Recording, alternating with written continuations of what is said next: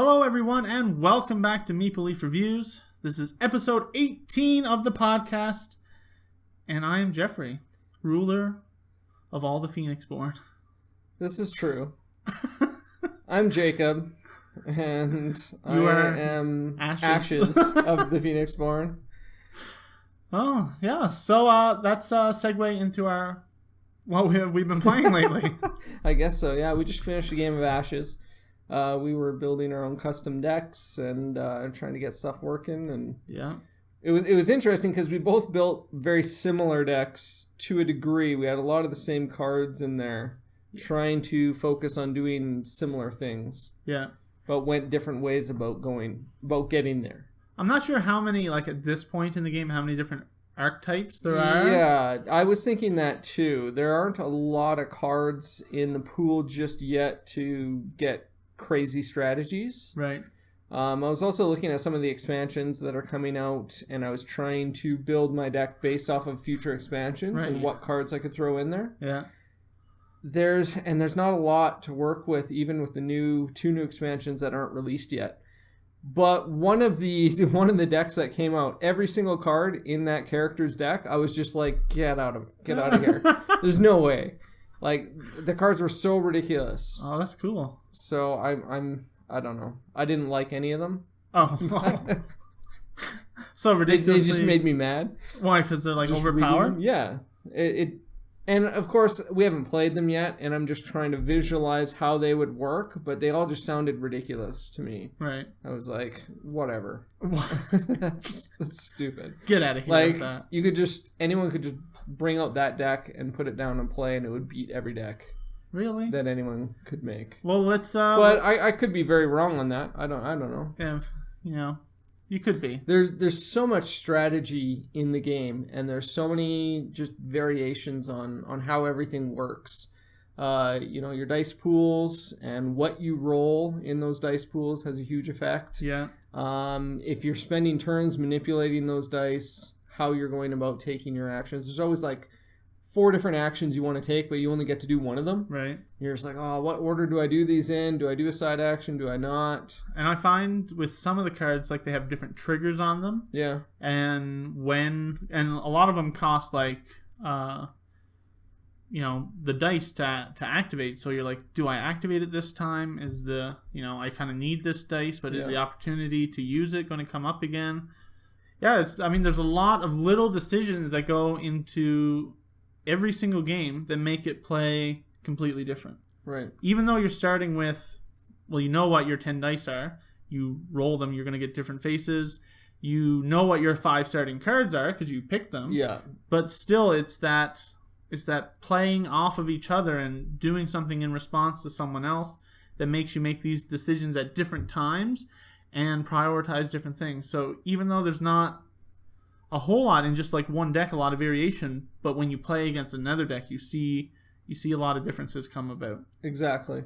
And I think one of the biggest keys in the game is not running out of dice too early for your opponent. If you're out of dice and your opponent still has 6 dice left, you might be in a hot spot, depending on what their deck is doing. That actually, now that you say it like that reminds me of Chaos in the old world. Okay. You're you have powers like Blood Rage. You have Blood Rage is rage, but in Chaos it's a power that you have. And the actions that you take cost power, and you're trying to just bide your time until everyone else spends all their power. Yeah. And you're like, okay, I'm going to take this action that cost me 0. And then you're like, okay, I'm going to take this one that cost me 1. And you're just trying to go around the table and whittle everyone out of their low cost actions to the point where they are expended and then they can't take any more actions. And then you start trying to do the big moves. And Blood Rage is the same thing as well. You can spend your 3, 4, 5 rage to bring out that huge beast of a monster, but then everyone that's just moves away. Everyone just leaves you there. That's your turn, and then everyone else is playing for another 10 minutes. Yeah. And you've wasted all your rage, so. Yeah, so I kind of get that same feeling in this game. You're not trying to show your hand too early. Exactly, yeah. You're trying to wait them out, get them to spend all their dice, and then you bring out what you want to do. Right. Yeah. So it's cool. Yeah, it's a fun game. I'm enjoying it so far. I can't wait till the pool increases in size, but I'm also not in a rush for that to happen because I don't want to be drowning in Drowning. drowned in more cards because that's what burnt me out in Magic the Gathering. Yeah. Yeah. So. Oh man. Like I remember Magic, like when a new set would come out, and I'd have like 2 full booster boxes plus all the cards I got from playing like 3 days at a pre-release, and then you come home and then you just have like thousands of cards. You're like, all right, now it's time to spend the next 6 hours sorting these. Exactly. Oh man, so many nights where I spent 6 hours sorting. I made the mistake once of sleeving a set of cards. No way. not like sleeving them in binder sleeves, not like individually, but like sleeving them in binders. Yeah. Oh my word. And then like you get to the end and you're like, oh crap, I accidentally put one card in the wrong spot. And you're like, all right, spend a half hour taking the cards out. Brutal. But I traded in my Magic cards and used that to fuel a lot of the board games that I bought. Exactly, so, yeah. Positive. $2,500 worth of board games or something ridiculous. Yeah. I was playing Magic at the right time. Yeah, you were. And then when Rise of Eldrazi came out, and I had so many of that set. And then when I sold was like the best time to sell that set. Like the Jace cards were like $80 or $100. I had this one foil card that was $160. Yeah. Like it's insane. That's crazy. So it was really good. Yeah, unfortunately I stopped playing right before that came out. And so I didn't get any of those cards. But hey, what can you do? Whatever.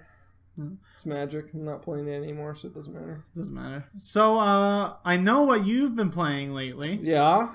Woo. So Monster Hunter Generations for Nintendo 3DS. What board game publisher puts that game out? They're called Nintendo. Nintendo. All right, yeah. Man, I love that game. How many hours would you say? I'm sitting, because it has a log of how much time you've played. I think I'm sitting at 39, somewhere between 39 and 41 hours right now. You're averaging 4 hours a day? Ish? Is it that much? I don't know. I've had it for 10 days. Yeah. There you go. So it's just like a part-time job. Yeah, exactly. Well, it's funny because I was actually saying that to myself just earlier today. I was like, man, Monster Hunter's like a part-time job. But if only I could get paid for playing that game, it'd be awesome. Yeah, I was playing a metric ton of Civ 5 when I was away at work. Like I'd come home, it'd be like back to camp. It'd be like 6:30, shower, get everything done. Then I just sit down and I start playing Civ 5 until like 9:30, 10 o'clock at night. And then I gotta go to bed, wake up at 4 in the morning to go back to work. And I did that for like 6 nights. Oh man, it was must have been drained. It was rough. It was rough, but it was worth it. It was so good. Yeah. I gotta get all my Civ 5 in now because once Civ 6 comes out later, I'm not gonna want to go back to Civ 5. So I gotta get my money's worth out of this game. Yeah, that I would say that's the case as well with Monster Hunter. Like I'm looking to get rid of my Monster Hunter 4 now because I'm not going to play it. I have number 5, and they've made so many changes that have improved the game in 5 that I wouldn't want to go back to 4 now. But yeah, it's a blast. I'm loving it, and the only downside right now is that I don't have anyone to play with. Right. So you're just a lonely Monster Hunter. Yeah, and I mean I could go online and play with randoms, right? Which is fine. I did that with Monster Hunter 2 and had a great time playing with a bunch of people. And if things work out, you meet people that you become friends with, and then anytime you see them online, you just game with them. Right. But I'm trying to convince my actual friends to all get the game and play with me. So we'll see what happens. It's tough, man. I don't have time. I like it. The game intrigues me, but it's like the same thing when someone wanted me to go back and play WoW. I was like, I don't have time. Yeah, that WoW is definitely a time sucker. Yeah, like I don't have time for a part-time job. Like to work 6 months of the year, to do the podcast, the videos, and actually play some board games. Yep. And then everything else, and then have another like part-time gaming job on top of that. No way, man. So good. Oh, so I mean, when I retire, Yeah. keep a hold of this Monster Hunter game, and we'll play it then. Yeah, Monster Hunter 8 comes out, you and me. Yeah. But I did take your advice for something. Oh. Not to play Monster Hunter, but to try bringing... Well, stop listening to whatever else I said and listen to this. Play Monster Hunter. To bring a game to work with me. Right. Yeah.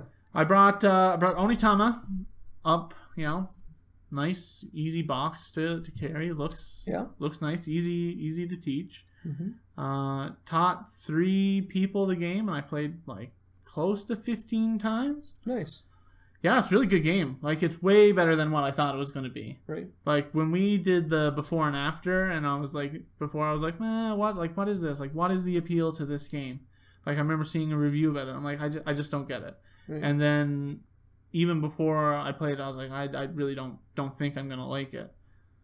But, man, it's really good. Yeah. Like, you're sitting, like, it kind of reminds me of Agricola. Like, you remember how I used to say that you get to the point where you aren't like playing the rules of the game, you're playing against each other, and then like you take a move and then you kind of just look at each other knowingly that, hey, I screwed you over here. Right. And I get those feelings so many times in Onitama. Like, you make a move and then you're just waiting and you're looking across at them and you're like, yeah, you only have one possible move that you can make, and they're like, oh, and they're trying to figure it out. Like, shit. Mm-hmm. So are you still undefeated? No, I've lost quite a bit. Okay. I'm probably like 50-50 right now for the game. I think I've played with all the different cards, and the tiger one is so good. It allows you to go two forward, man. But yeah, it's like there's so much going on in that game for something that's so simple, so easy to teach, and like games last 20-30 minutes depending on how long people take analyzing their turn. But yeah, it's really good. Yeah, I've actually played that twice as well since the last time you and me played, and they went well. I won both those matches, but it's interesting. One of the things that happened in the game was we came to a point where it was just there's nothing that the opponent can do.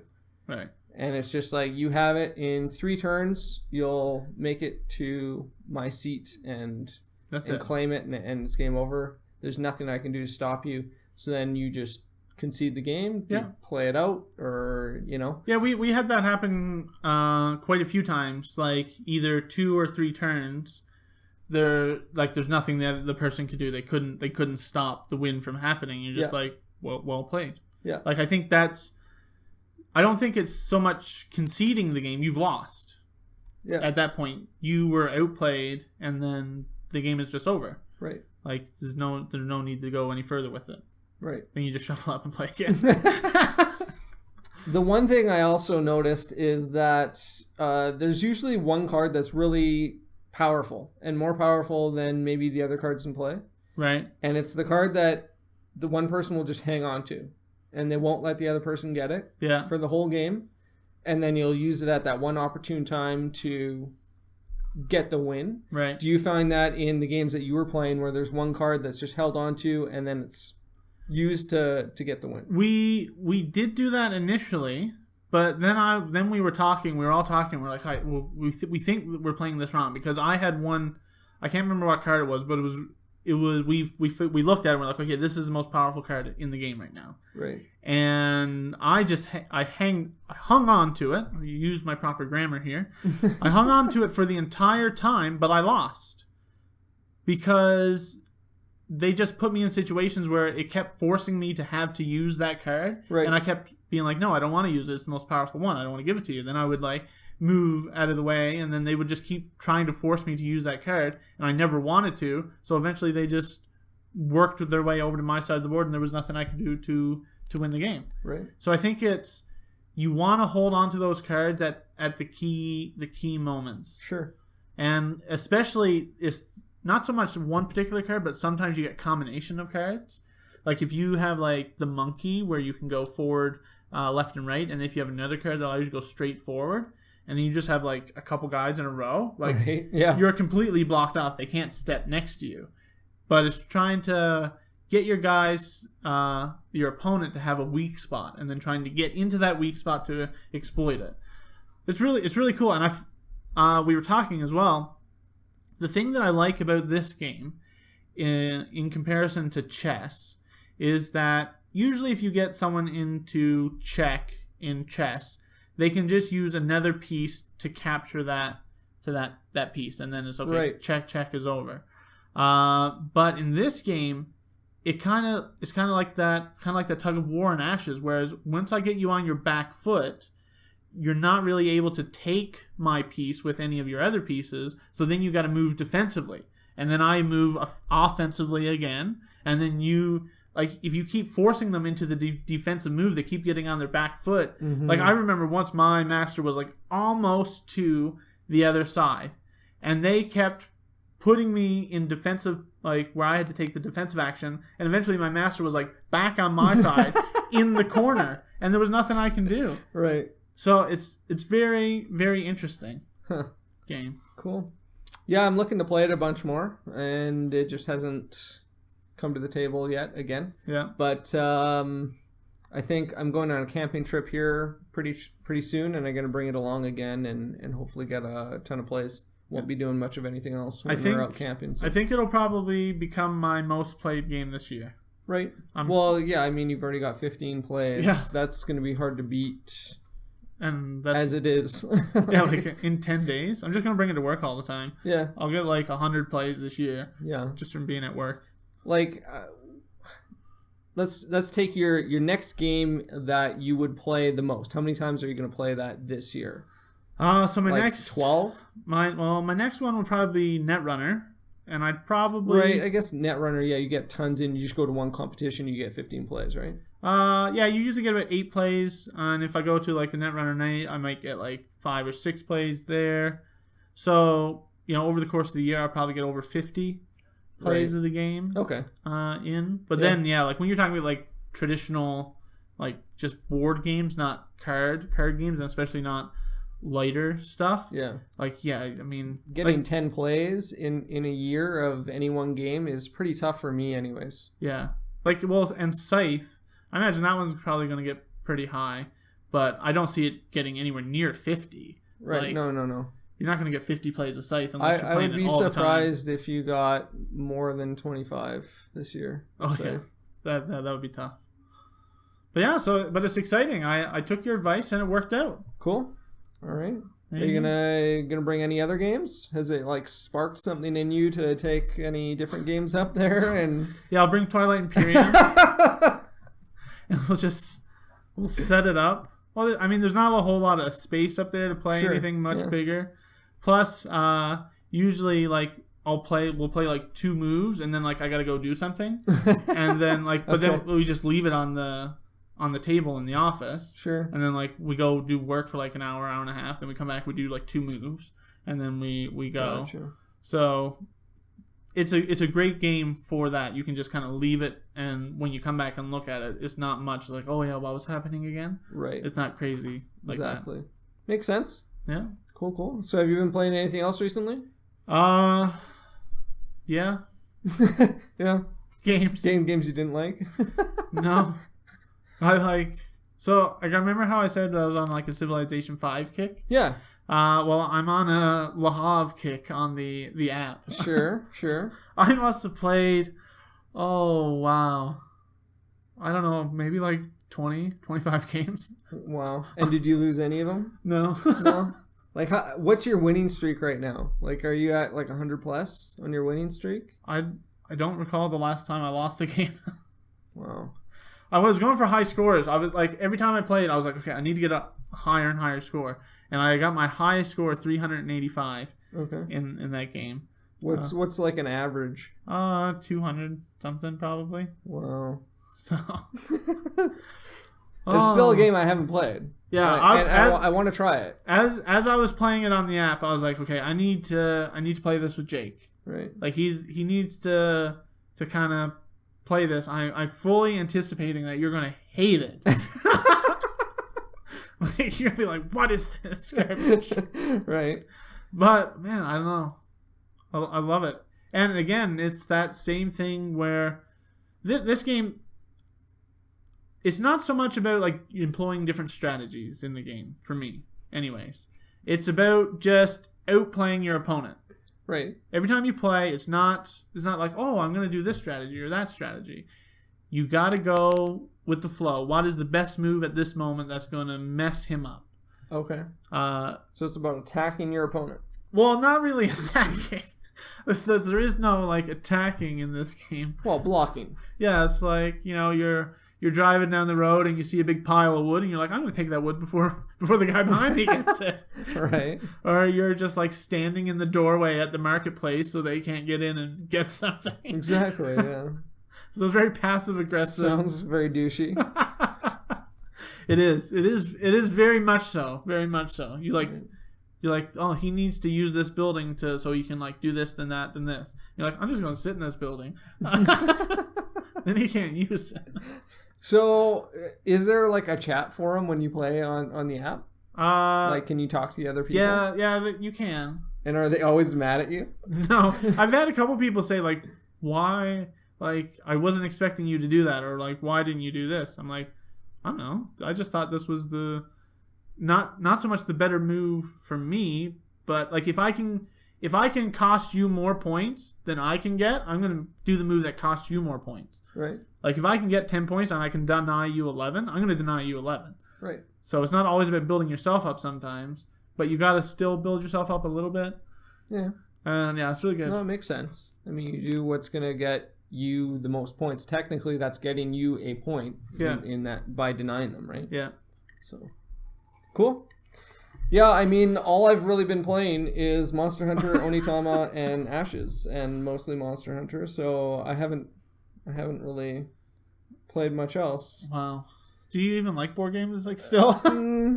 They're all right. They're all right. Honestly, I haven't played a lot of games recently that I've liked. So. Really? Yeah.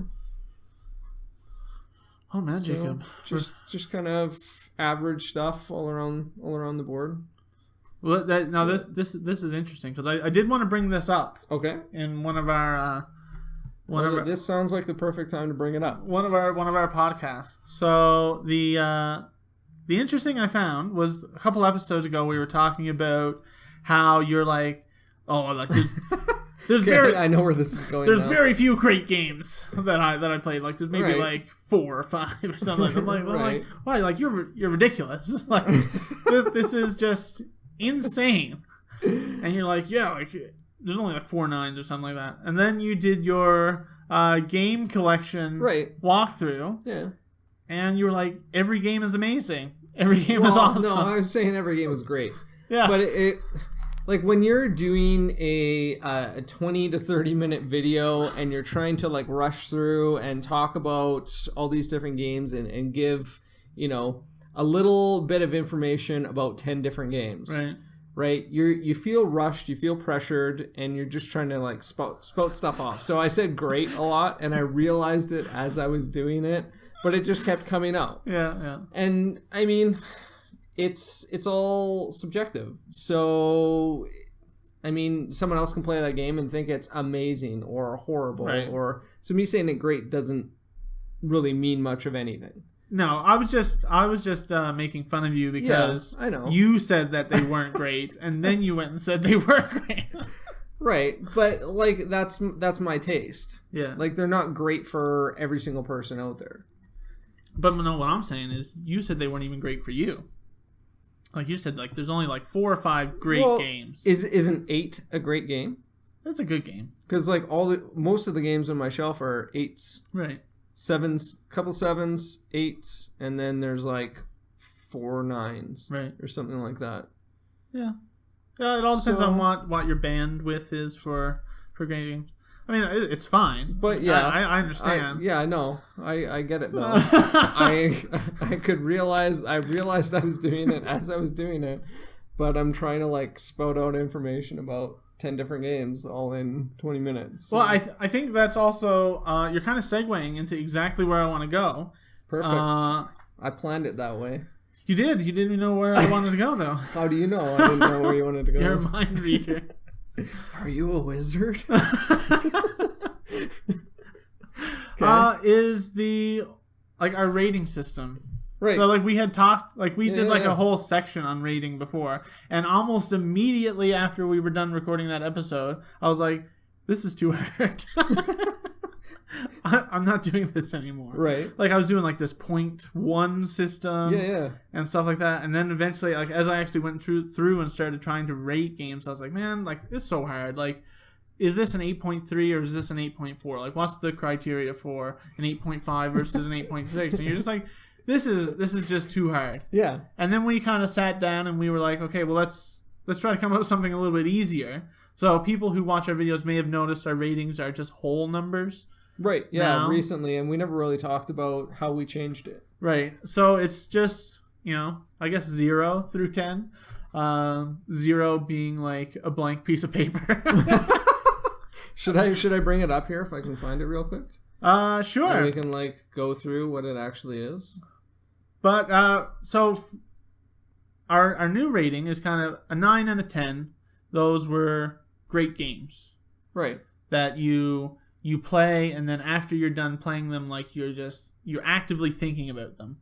You're like, oh man, thinking of this strategy or that strategy, and you're really engaged the whole time. That's what I think about when I think of a 9 or 10 game. Right.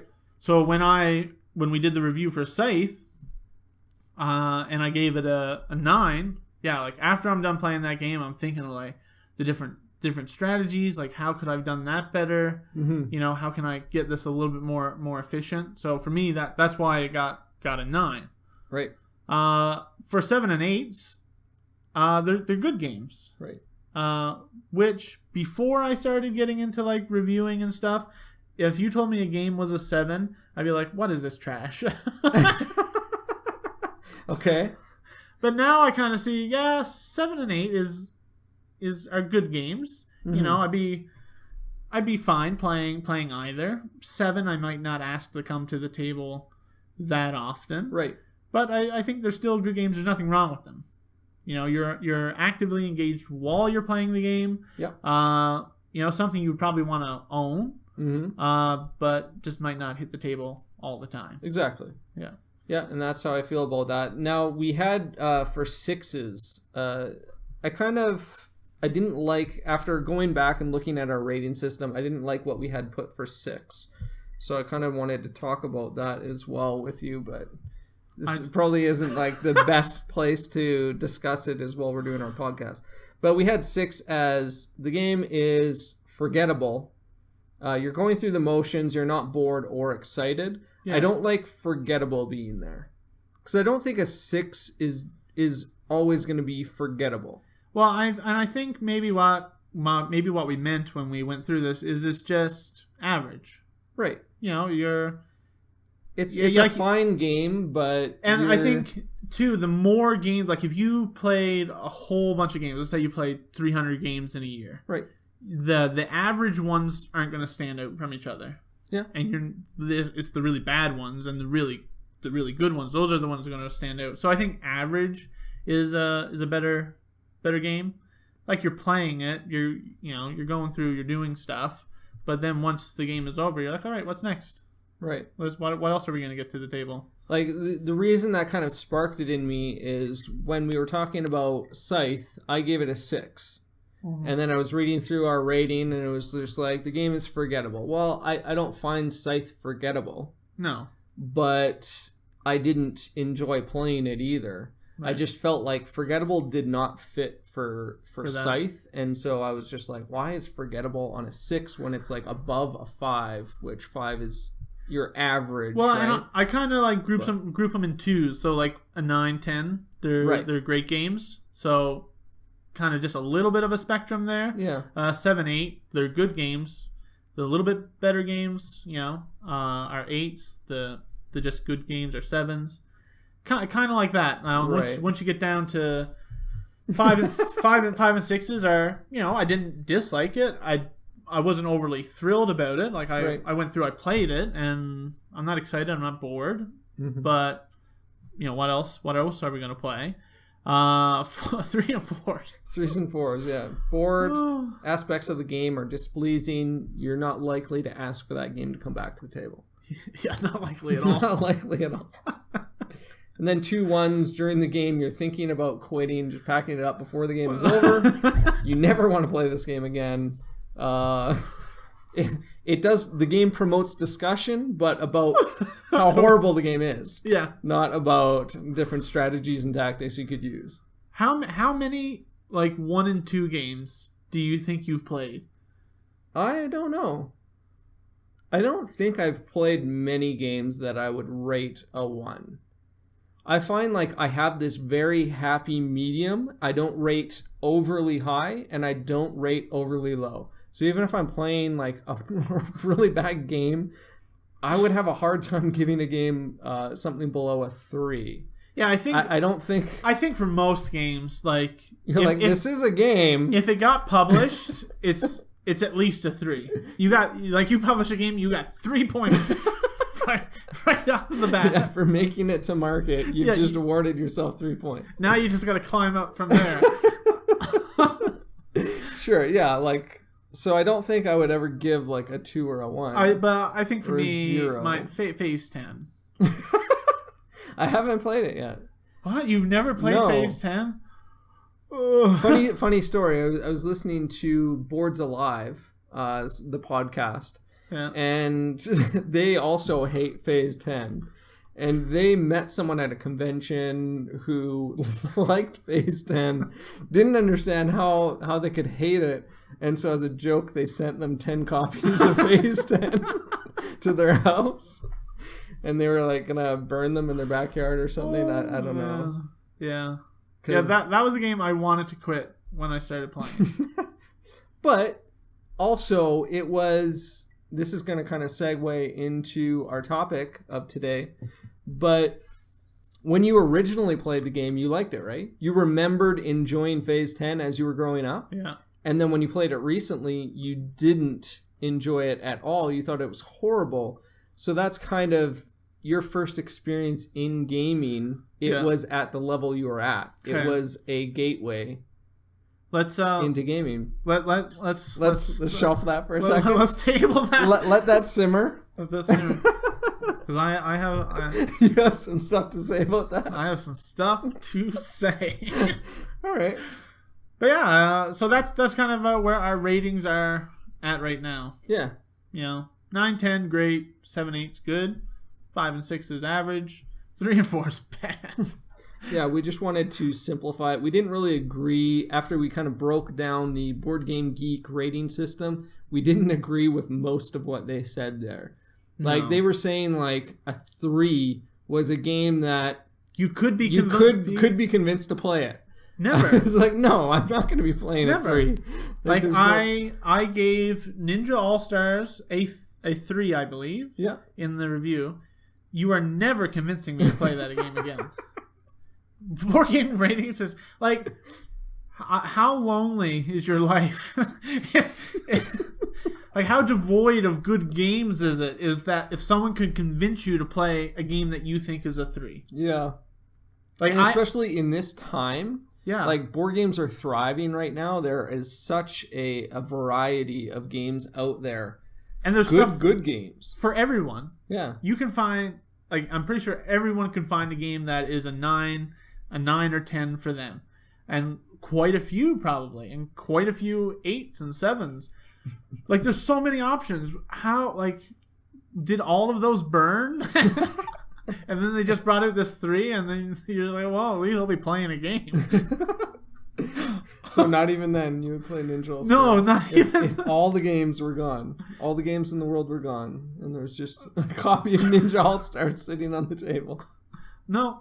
You wouldn't even like take the pieces and invent your own game out of it? No. I wouldn't. I wouldn't. I'd bury it. I'd bury it. You wouldn't even want to look at the artwork? No. Oh my word. Well, it makes me think of a comment that you had posted on for our food chain magnate video. Okay, yeah. That you're like $30 max is what you would pay for that game. And I take it you meant just because of the component quality. Both component and gameplay. Right. But we haven't played the full game yet. Right. Yeah.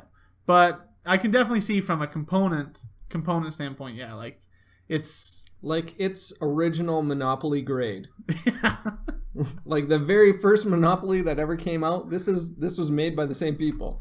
The same one guy that did that. Right. He's still working at the factory. He's like, I've got an idea.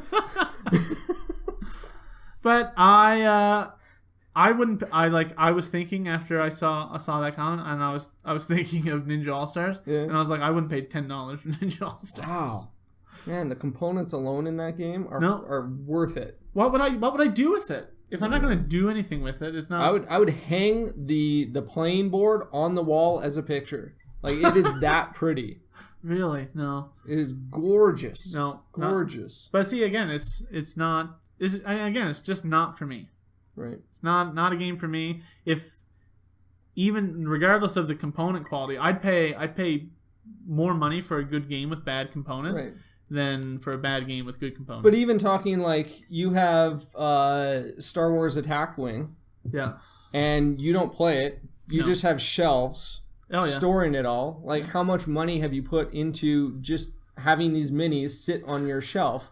Lots of money. Have Ninja All Stars has beautiful minis. Yeah, like obviously, if you don't like the chibi anime style, then you're not going to like that. But you look at that alone. There are so many minis in that game, and for anyone that likes that style of art, they're beautiful miniatures. So like buying it for $10 to throw on your shelf. I agree that they're nice quality miniatures, but number one, I'm not a huge fan of the chibi. I don't mind it, but they're not painted, so to really like, I wouldn't just display blank miniatures. Sure. So that's why, like, Star Wars is number one, a theme I like. Right. Ninja All Stars, not so much. Right. Plus they're painted and they look cool. Right. Okay. I can see that. Yeah. But it's just interesting. Just interesting. So let's go on to our new segment of what do you want to be playing? Games. This like next 2 weeks or so. What are you excited to get to the table? I want to play Food Chain Magnate. Really? I've been thinking about it. I've been thinking about that game, and I was like, I'm trying to I was talking about, like, I don't see the difference, like what they're referring to as long-term and short-term strategies. Right. So I've kind of been like thinking about it, like thinking about the different cards and what you can do, and I'm like, oh yeah, I can kind of see now, like these different strategies branching out from going like down these different paths and stuff like that. So I'm like, oh, I want to try this out now. I want to play this and try out these thoughts that I've been having. Interesting. In our before and after, I was saying I would like to try the advanced version because we just played the basic intro and it doesn't really represent what the game is, what the actual game is like. And I was like, yeah, I want to try the advanced game. And since then, I haven't thought about the game really at all. And I'm kind of back to where I was before, where I was just like, take it or leave it. I'm fine never playing this game. Right. That's where I am like right now. It's almost hit the forgettable stage already for me. Right. Just because we haven't played it right away again. Right. I could be convinced to play it for sure. But not anything that I'm looking to get to the table. I think, like, I imagine that I'm a prospector. and I just came onto this land. Okay. And I picked up this like little gold nugget. Right. And I'm like, oh, there might be something underneath here. Sure. So what do I get with my pickaxe? And I just start mining away, and that's what I've been doing these last few weeks. Is I just been like in my mind, I'm mentally picking away, and I'm like, oh, there's like a little something over here. I'm just gonna keep. I'm like, oh, I can kind of see where this is going. Right. And I'm gonna go over to this area. Maybe there's something over here. When I'm thinking about the game now, I think there's so much to explore mechanically and strategically in that game, which is such a contrast from, because we also did Automania. Right.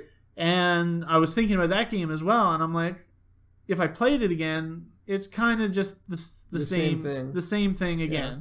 Like, and the next time I play it will kind of be the same thing. Nothing wrong with that. I think you can still make some interesting decisions to try to maximize your gameplay. Sure. But there isn't anything to mine. I can see that for sure. So and I agree with Food Chain Magnate when I look at it, because the upgrading system, you need to upgrade your level 1 to a level 2. That level 2, there's like 3 different options or something. And then if you upgrade like from that level 2 to something weird in a level 3 that can't upgrade further, now you have to start over with someone else and level up. So there's lots of variability there. So yeah, I can see that there's just a lot going on that you could mine. Yeah, I'm a prospector. I can see it.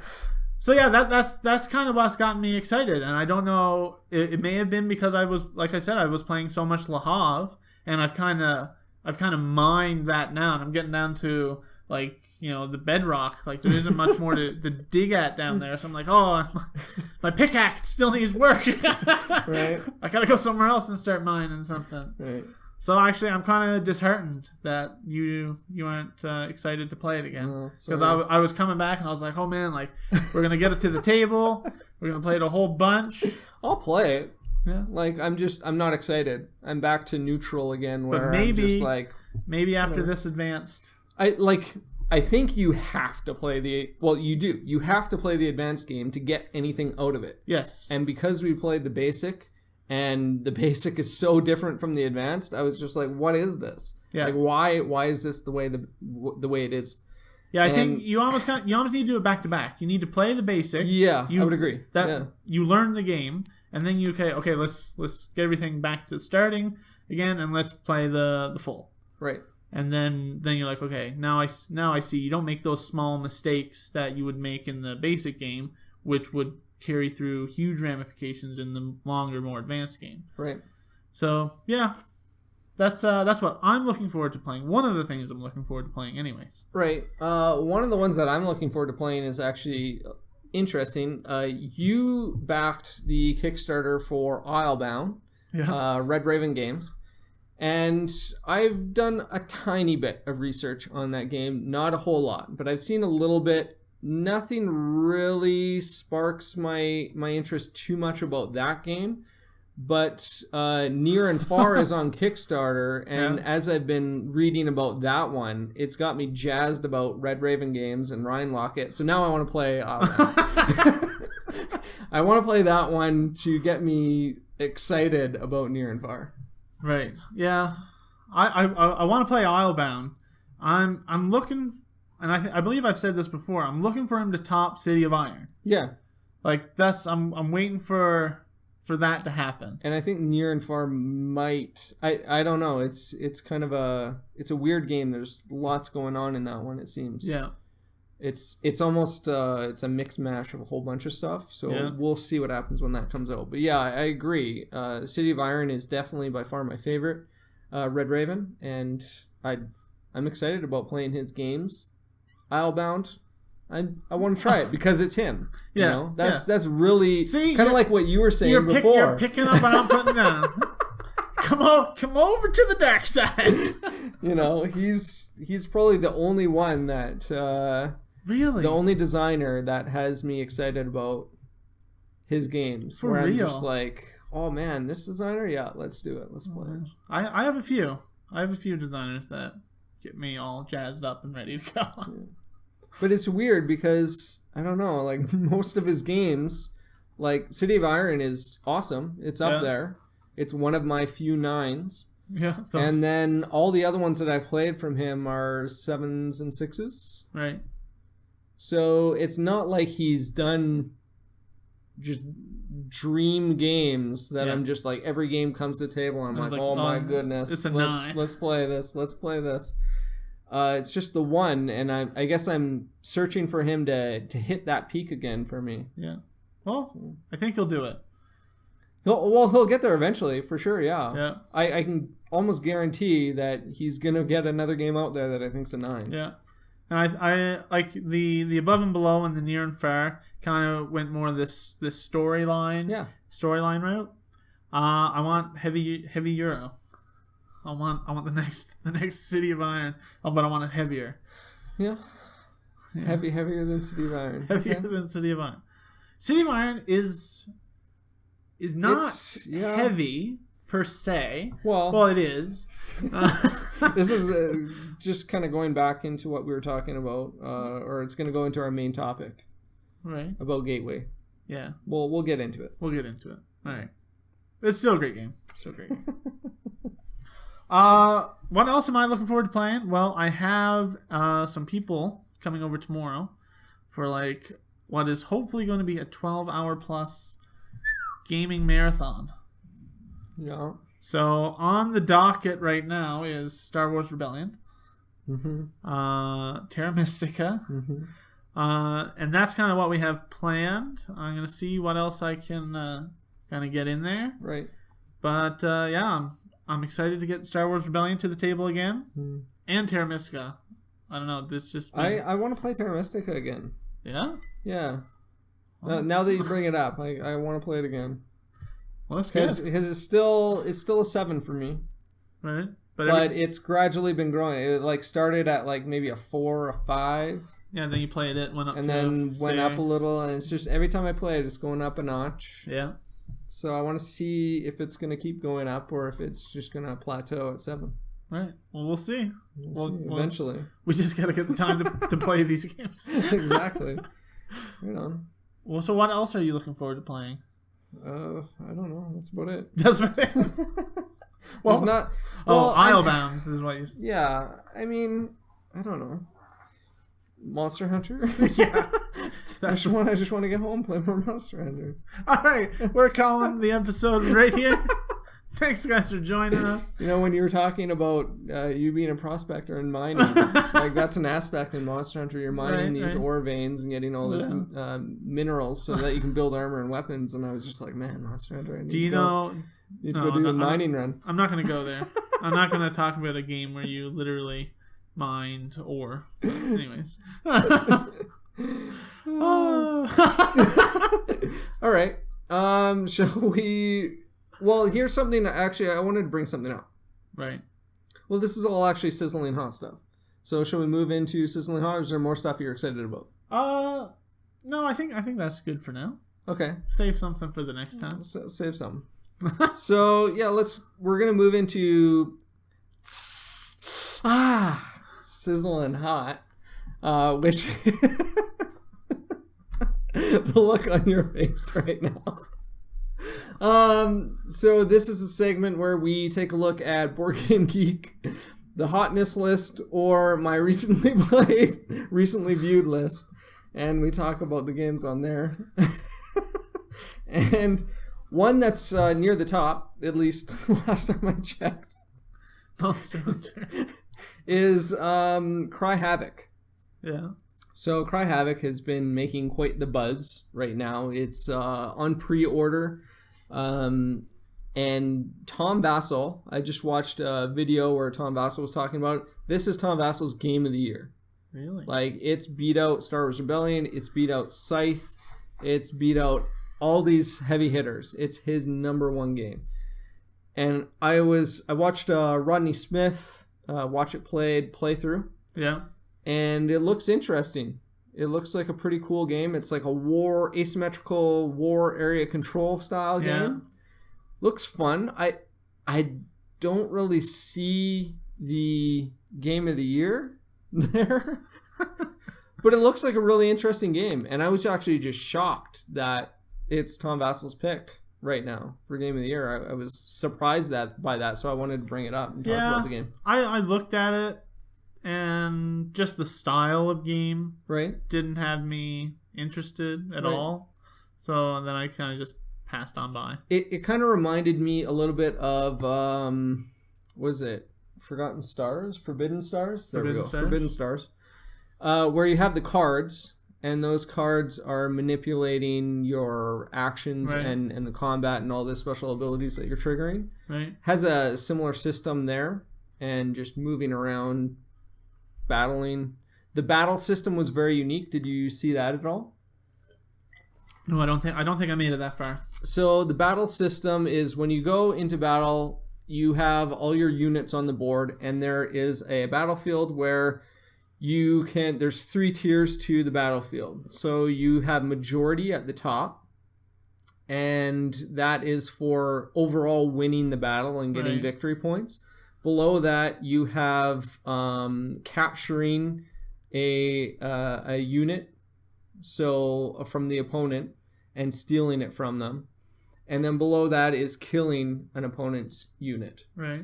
And it works top down. So you want to put the majority of your guys at the top if you want to win the battle overall, which gains you the area for area control and kicks them out. If you go to the one below that and you have majority there, you can capture an enemy's unit that's in the battle. They no longer get that unit. You've stolen it from them, and that's giving you victory points periodically throughout the rest of the game. Okay. And the third one is you kill their unit that's in battle. But if you put a guy down in capture and you win majority there, you can capture their guy that they put down and kill. And so it prevents them from killing your guys. And so where you put your guys down in battle can very much drastically affect how the battle is going to take place. Right. Which is really interesting. It intrigued me. Yeah, that seems interesting. Seems cool. I definitely want to play the game. Right. But it doesn't look like Game of the Year. I just wanted to say Tom Vassell doesn't know what he's talking about. What is your Game of the Year pick so far? Oh, I have no idea. Scythe for me. No. Not for you. Not a chance. I understand that for you. Yeah, nothing's come out yet. That's Game of the Year material. No? No. I'm not even sure how many games of this year I've played. Yeah. A few. I think that's the main problem here. I haven't played enough games from this year to pick a Game of the Year. But the ones that I have played definitely are not. Well, I mean, by default, they are Game of the Year because they're the only ones you played. Oh, dear. Like Battalia was this year, wasn't it? No, that was last year. Oh, was it? Yeah. Yeah, I can't really think of any. I don't know. I'd have to look at the Board Game Geek 2016 release list. But yeah, it's going to be, for me, it's going to be hard for something to beat out Scythe right now. Yeah. It's sitting up in its ivory tower. Yeah. Looking down at. I can see that. So we'll see though. Something may come out at Essen or Gen Con this year that's just going to blow my socks off. We'll have to see. All right, continuing on. Well, we've already kind of talked about this. Onitama was on there. Right. But since we've already talked about that, we'll just kind of leave that as is, unless there's something else you want to talk about, Onitama. No, I'll say that for next episode. Yeah, talk about it again after you played it another 30 times. Exactly. Yeah, it's great. Ashes, we already talked about that. So all these kind of heavy hitters that are coming out. Yeah, those were the only ones that were on Sizzling Hot. Yeah, I think for me too. Oh, here we go. I was looking at the wrong list there. Oh my goodness. What am I doing? What's this? Beef. So yeah, Food Chain Magnate is on there, and I got beef with Food Chain Magnate. So the price point, right? We've kind of talked about this a little already. It's ridiculous. $115 online. Yeah. Right? If you're buying it in store, you're looking at $140. Yeah. Like, there's no way. I was thinking there's no way. I was thinking about this, Okay. and how someone had commented, how can they justify charging this amount of money? Mm-hmm. Yeah. People are buying it. Yeah. You don't need you can make something $1 million. You can make something cost $1 million. That doesn't mean anyone has to buy the game. They set a price point. People are willing to pay it. Right. I mean, it's doing really well. It's on its 5th print run. Right. So obviously people are willing to pay this money for this game. So do you think that is a failing on the part of the people that are hyping it up?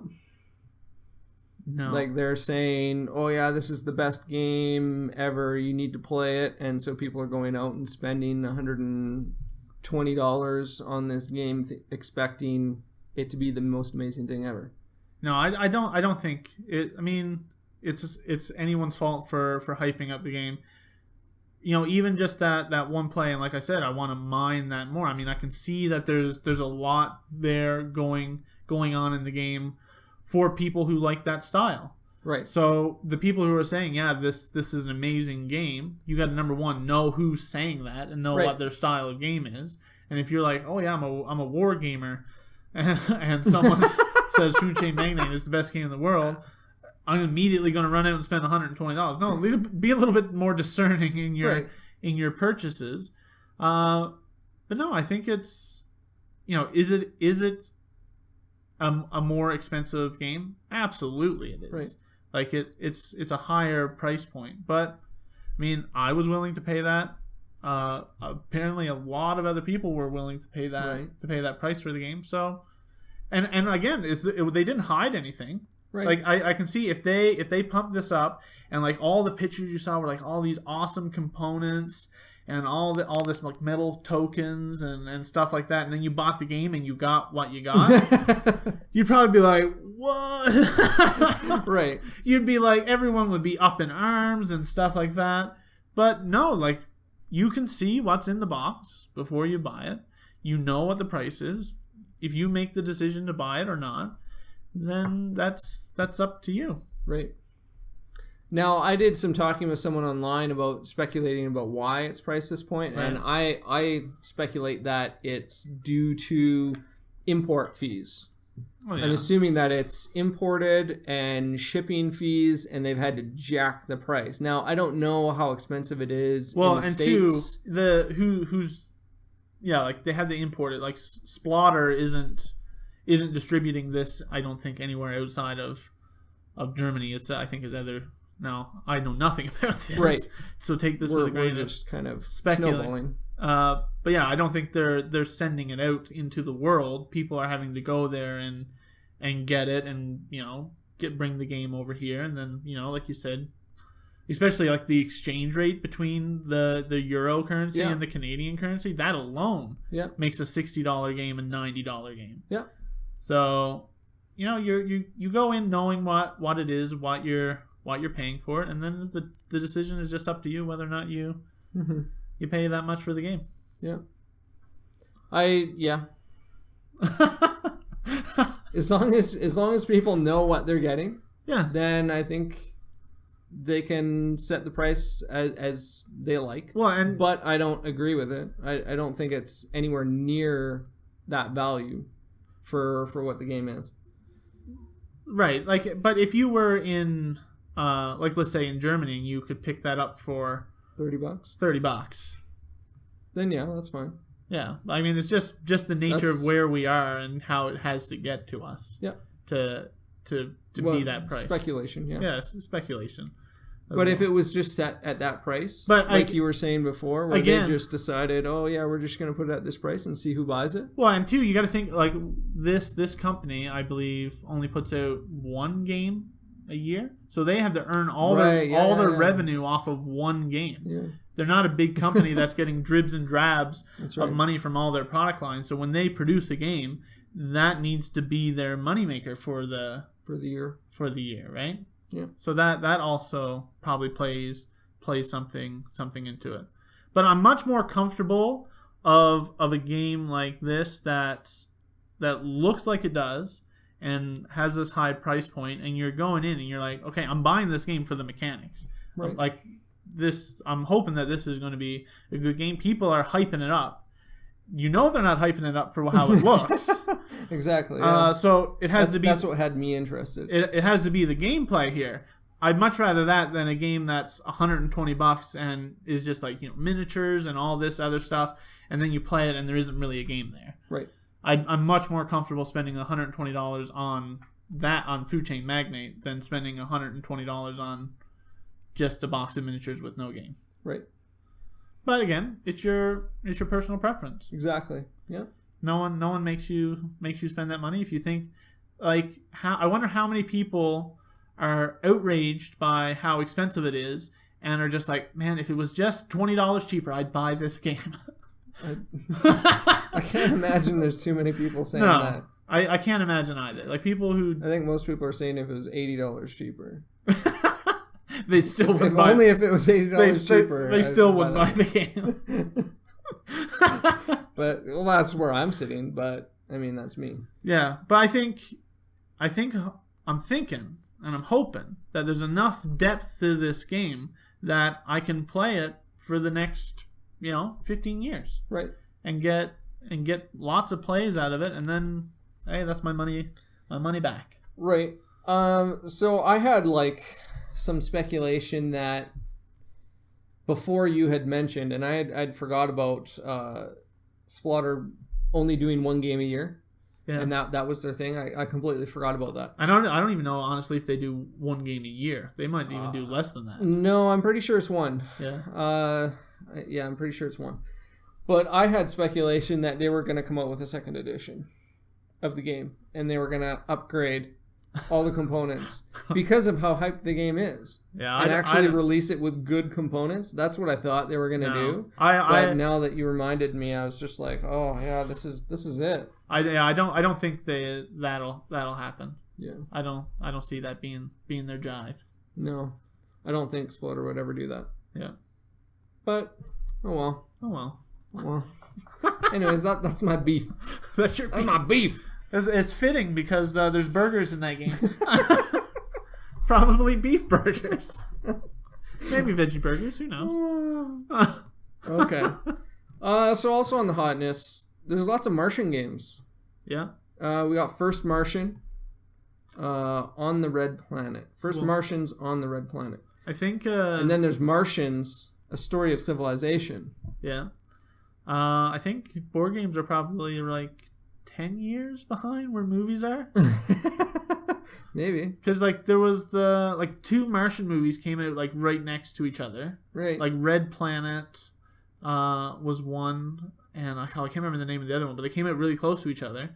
And then also The Prestige and this other one about magicians and stuff like that. So we had Tricarion coming out. Yeah. And now we have the Harry Potter one coming out, so all these magician ones, and then now Martians. So right, it's catching up to where movies were 10 years ago. So we could maybe that's a new segment that we can do. Predicting. So we'll go back for our next episode. We'll look at movies. What movies came out, big hyped ones from 10 years ago, and we'll make predictions about games. So the other ones that kind of came out dual was Armageddon and Deep Impact.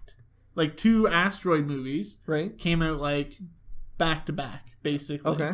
So who knows? Maybe soon we'll have the asteroid mining games are gonna come out. Maybe they have something like that. Well, Super Motherload. Yeah. That was kind of. No, we need to blow these things apart to save Earth. So it's gonna be a co-op game. Where you have a little Bruce Willis, Bruce Willis people.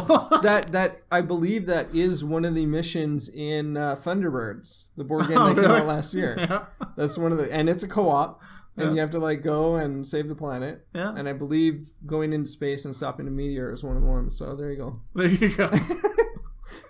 I like this segment, but I love. We have to do something with that. I love Mars. That is a cool theme. I always think about space exploration and how cool it would be for us as a species to step foot on another planet. Right. imagine how that would feel, like to be so far away, like when Neil Armstrong stepped on the moon and he looked back down on Earth. Like, imagine what that would feel like. Supposedly stepped on the moon.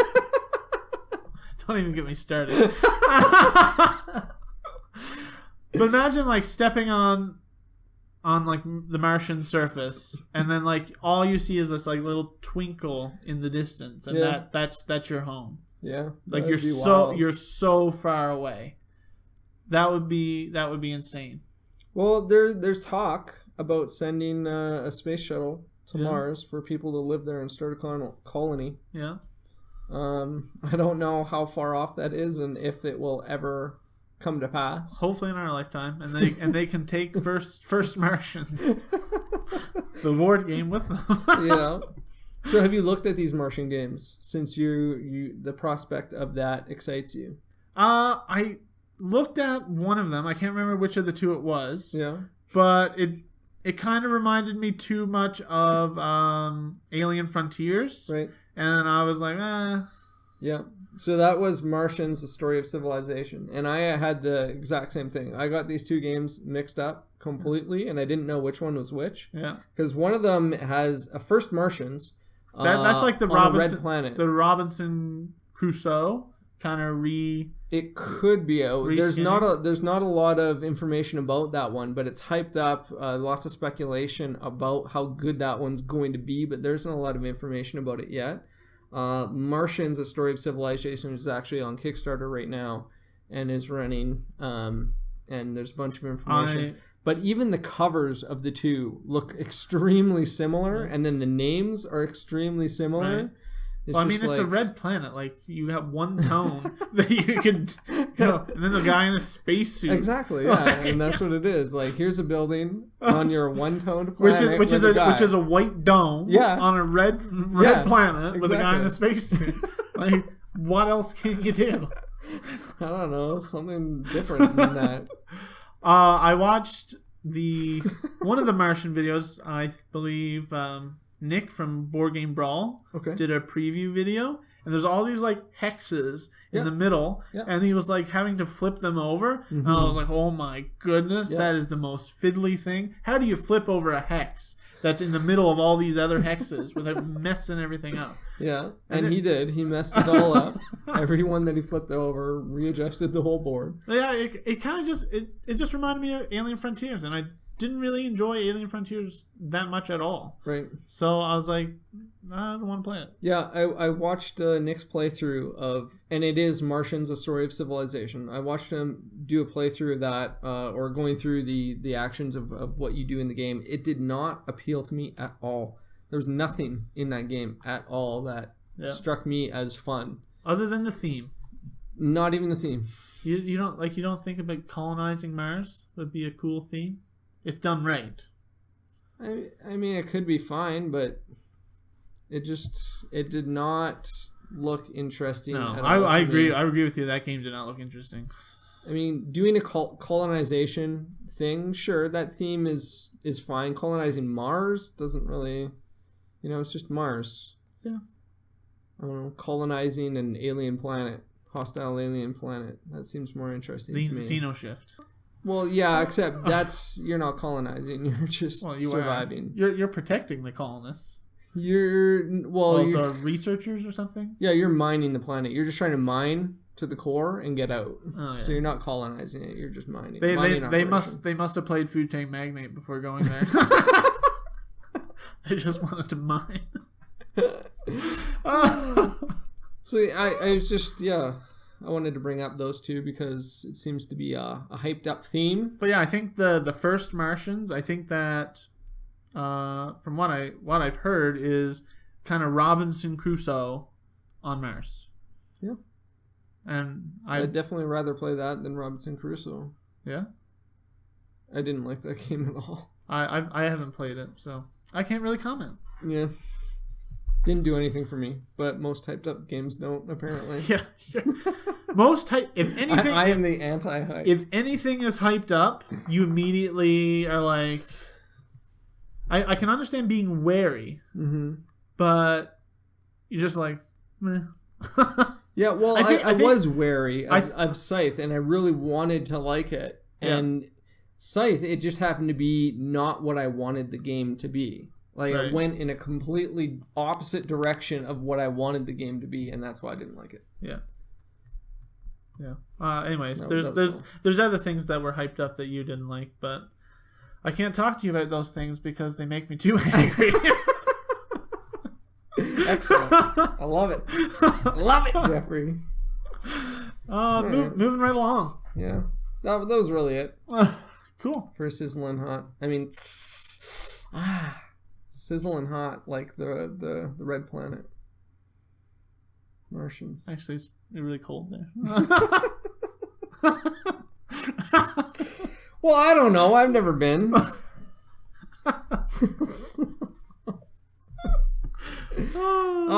Going on to Kickstarter, shall we? Well, actually, before we go to Kickstarter, let's talk about something else. So we got some shout-outs, or we wanted to do shout-outs for people who commented on our iTunes. Gave us some ratings. Yeah. Awesome. We're excited. So we got... Well, hold on. I just want to say that every time I I see that someone has commented on a video or that there's a new review, right? I'm just waiting for the hammer to drop. I'm like, here it comes. They're gonna call us out. They're gonna find out that we really don't know what we're doing at all.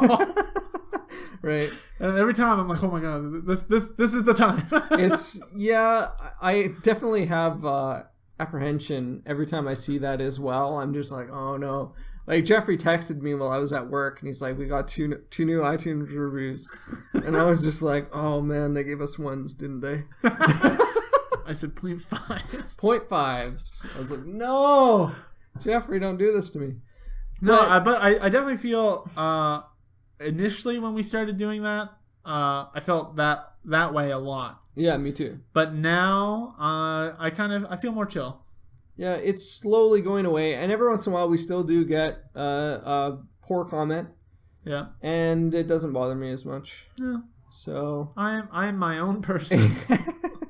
As we've grown as YouTubers and podcasters, I think we're gaining thicker skin. Every time we get hit with something, your skin just thickens a little bit, and you're just like, okay, I got it. That's fine. That's their opinion. Yeah. Well, and that's all we're doing. And we welcome, I welcome opinions as well. I like for people to comment on our reviews and oppose what we're saying because the more people that, read those comments and listen to our reviews, they're getting more information about that game. Yeah. Than just us. They're getting this person's saying the exact opposite of us. Great. That's awesome. Yeah. Because now they know that there's someone else who doesn't agree with us. Yeah. Yeah, I think it's good. And I think too you learn more from not just negative comments, but people who have criticisms. Right.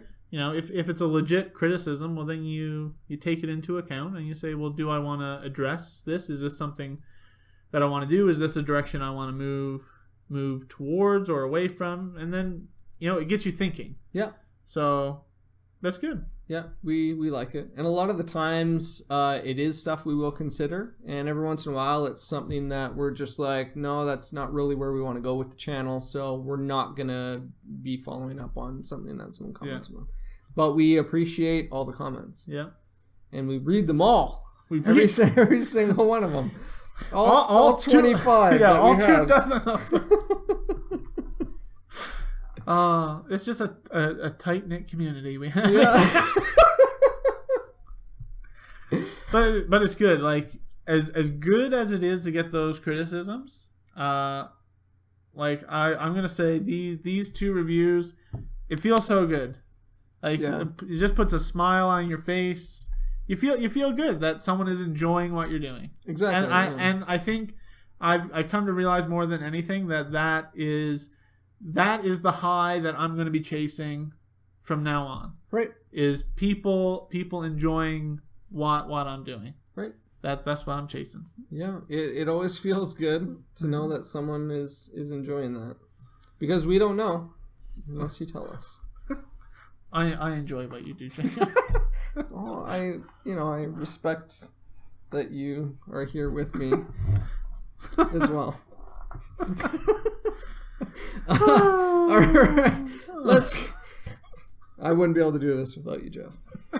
Neither would I. Thanks for being here. Woo. So our first shout out comes from the United States. Mr. Mischief gave us a 4-star rating and says, I started listening to this podcast from Canada about a month ago and I'm hooked.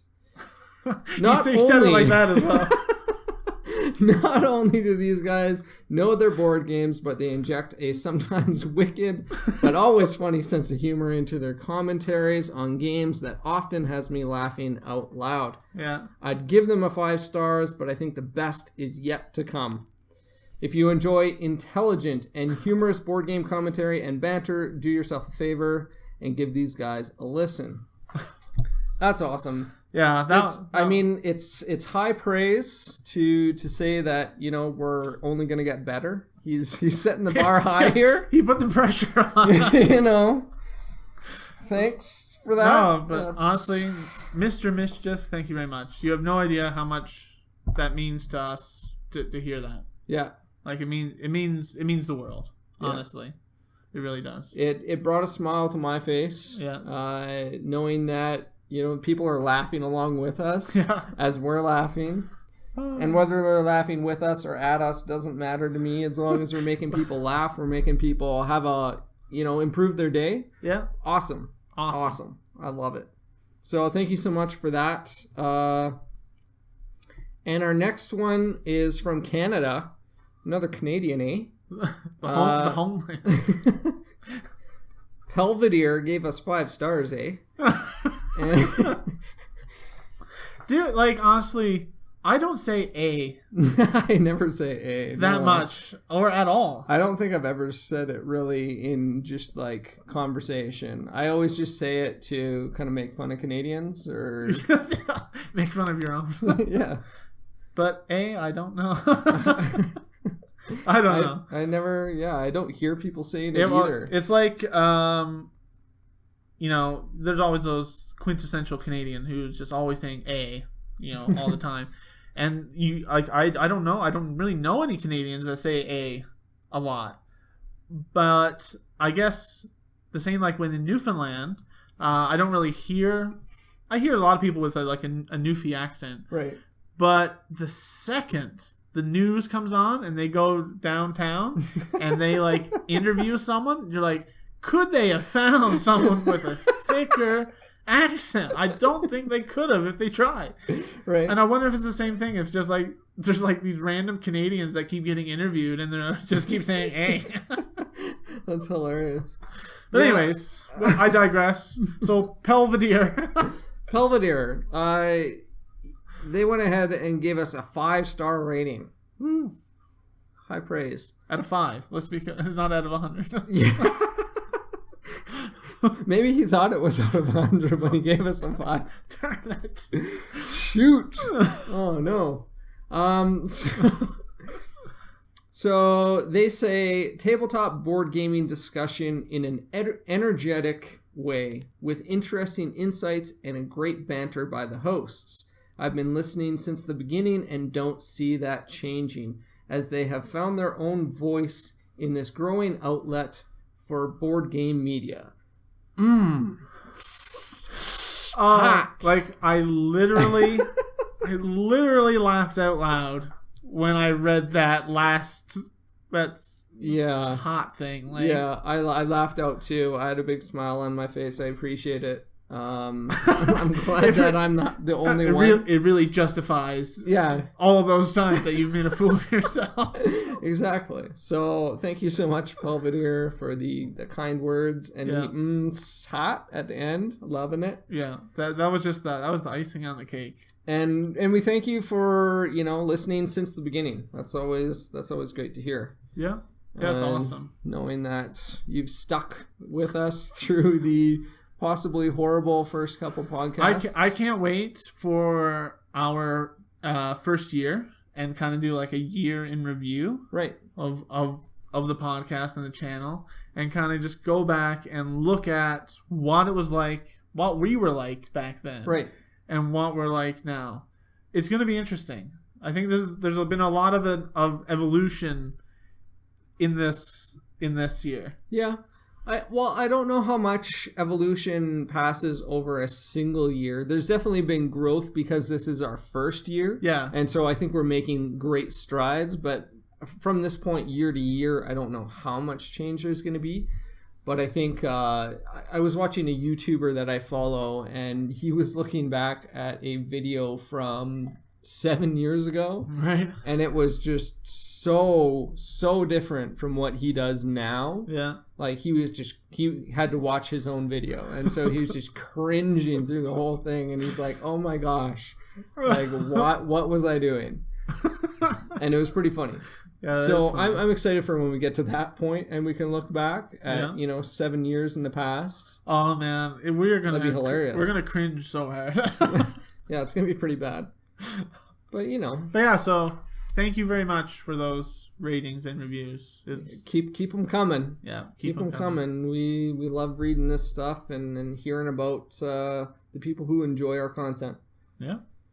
Hopefully we'll get to know you guys at conventions and stuff. Yeah. Hopefully we'll eventually. Well, you're going to Essen. Yeah.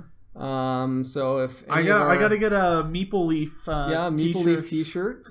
Love it. Let's do it up. If one person, number one, I'm not holding out any hope that anyone will recognize me. Let's just say that is my expectation, that no one will know who I am. Right. But if one person did, man, my heart might just burst. Be jumping out of his pants. I may just have to give that person a hug. So I just be prepared. Be prepared. But I mean, if you see anyone that you know in that convention alone, because there's like 60,000 people or something there, that would be a miracle in and of itself. And the fact that I don't think we have too many listeners from there. Right. The majority of our listeners come from the U.S. and then Canada. Then I think it's UK. Yeah. And Australia. Yeah. People down under. Yeah. All right, so moving on. After those shout-outs, thank you so much. We'll move on to our Kickstarter segment. And I'm not going to do... Yeah, that's fine. I'm not going to do anything. Kickstarter segment. Moving on. Kickstarter segment. Maybe I'll do something next time. But, last time I did something special. So I got shot down, so... I see here that the first thing in our Kickstarter segment isn't actually Kickstarter. That's right. What are you doing? So we're going to talk about Indiegogo. Right. So for those of you who don't know, I think most people do know, but Indiegogo is basically another platform much like Kickstarter. It's a fundraising platform, crowdfunding. And I want to talk about our fellow Canadian, the Mountie himself, Rodney Smith from Watch It Played. He has a fundraiser going on right now trying to get his season 6 funded. And he's doing really well. Yeah. Making lots of money, and he wants to get Pep, which is his co-host. I think that would be awesome. On board. And yeah, I love Pep. Pep's great. I think, if you haven't already gone and supported them, you should. Yeah. So then you can have him and Pep, two Canadians against the world, much like us. Against the world, But so Rodney's content as far as board gaming, YouTube stuff, is the highest quality that I've ever seen. Yeah. It is unparalleled. Yeah. Nobody does it as good. So if you go and use his content at all, I urge you to go out there and help him along with his fundraiser. I've already supported myself. I think it's he's an awesome guy, and you can really want to see him. You can get a picture of him as a Mountie. Yeah, exactly. So he has. I believe there's a moose. Is there a moose in the background? There's a Canadian flag. I don't know. If I can't quite remember. I think. Let me just look it up quickly. But Rodney's awesome. Oh, it's a horse.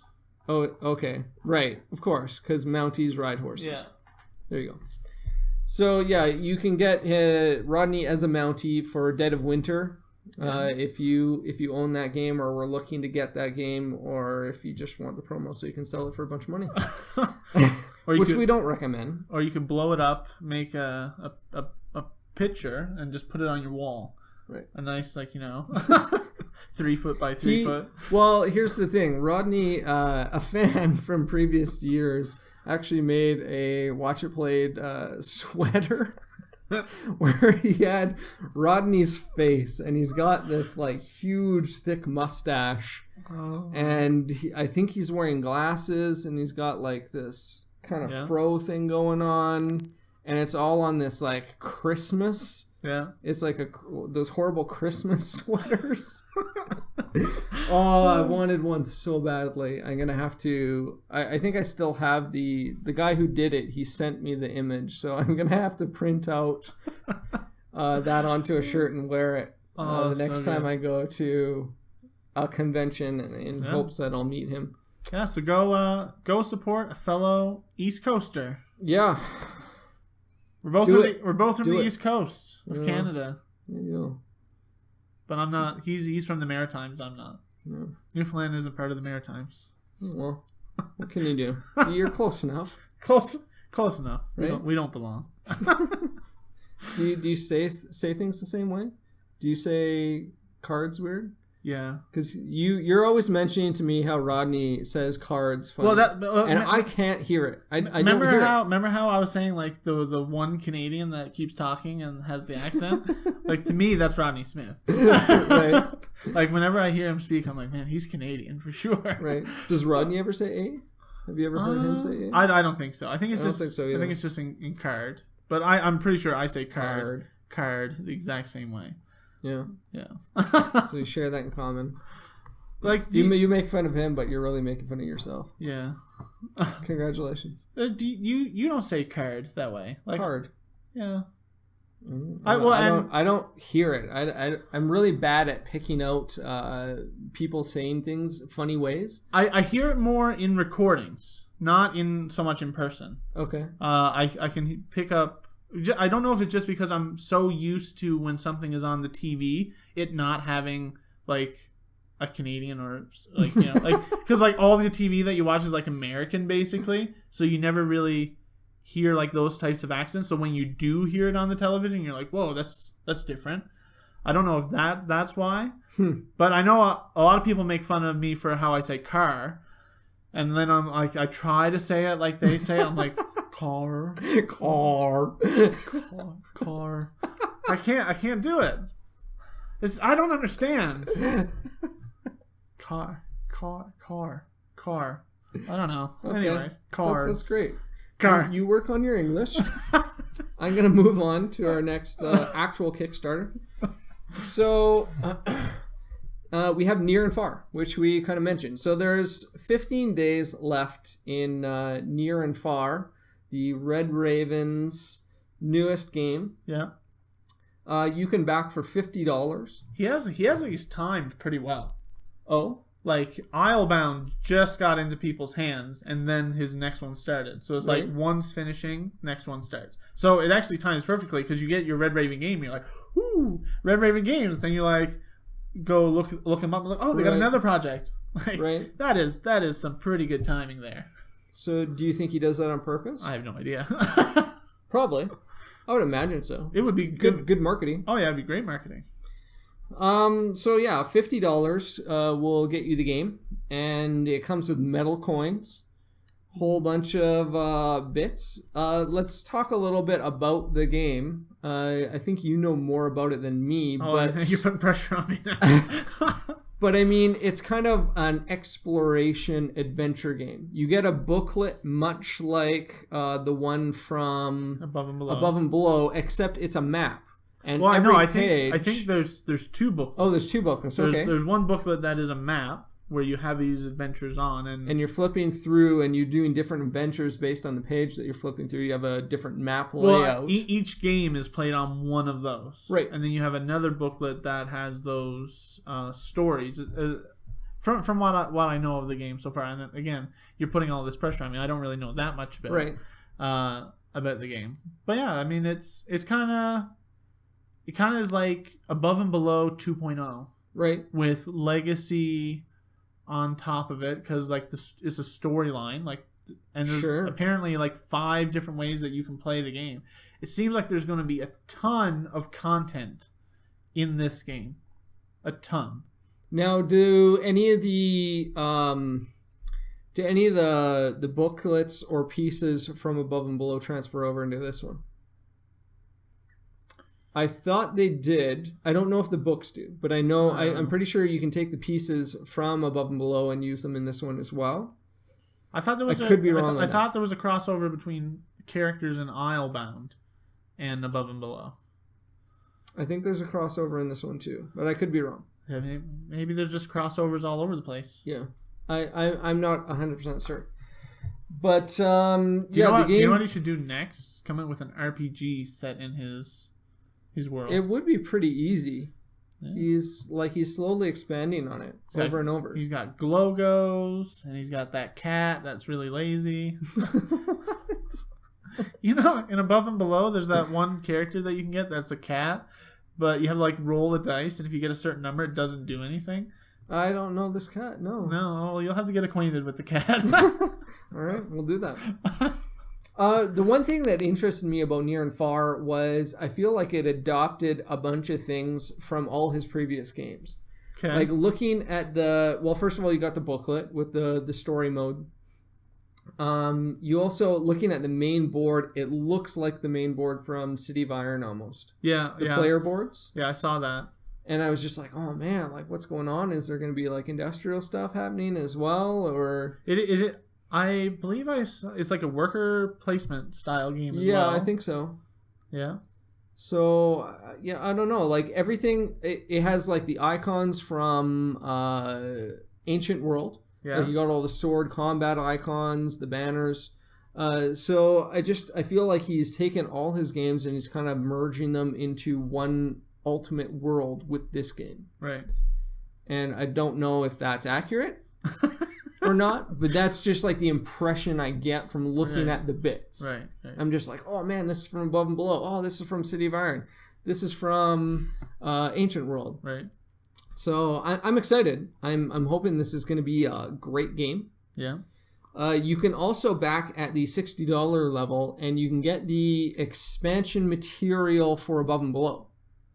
Oh yeah, you can get the because I backed Above and Below, right? And there was an expansion that was Deserts and Labyrinths or something like that. And I got a digital copy of those storybooks. Well, in this campaign, you can pledge and get the actual printed versions of them. Yeah. So we don't think it has anything to do with Near and Far, but it's, if you have Above and Below, you can also back that if you didn't get the Kickstarter content. Get even more stories. Yep.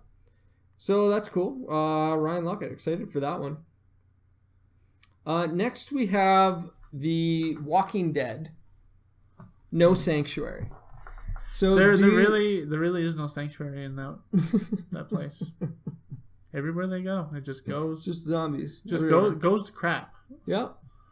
Do you watch the TV series at all? I have watched up until the end of the last season. Not the most. Oh, wow. Not the most current. I'm one season behind. Because you've watched 5. Yeah. Season 5 or something. Because I'm waiting for it to come on Netflix. Okay. To watch it. Gotcha. The Walking Dead is. What do you think of it? I like the later stuff a lot more. Oh, really? Okay. Yeah, like I watched seasons 1 and 2, and I was like, okay, that's okay. Season 3, I was like, oh my god, like something happened. Like, I can go for hours on the governor, like right. How that was the worst decision, the worst story, the worst possible storytelling that anyone could ever do in anything ever. in anything ever. Honestly, they had no concept of what it takes to make a good villain. Right. Nothing. You need all villains, and especially the good ones. You secretly want to root for them. Right. Like, think about how popular Loki was in the Avengers. Sure. Yeah.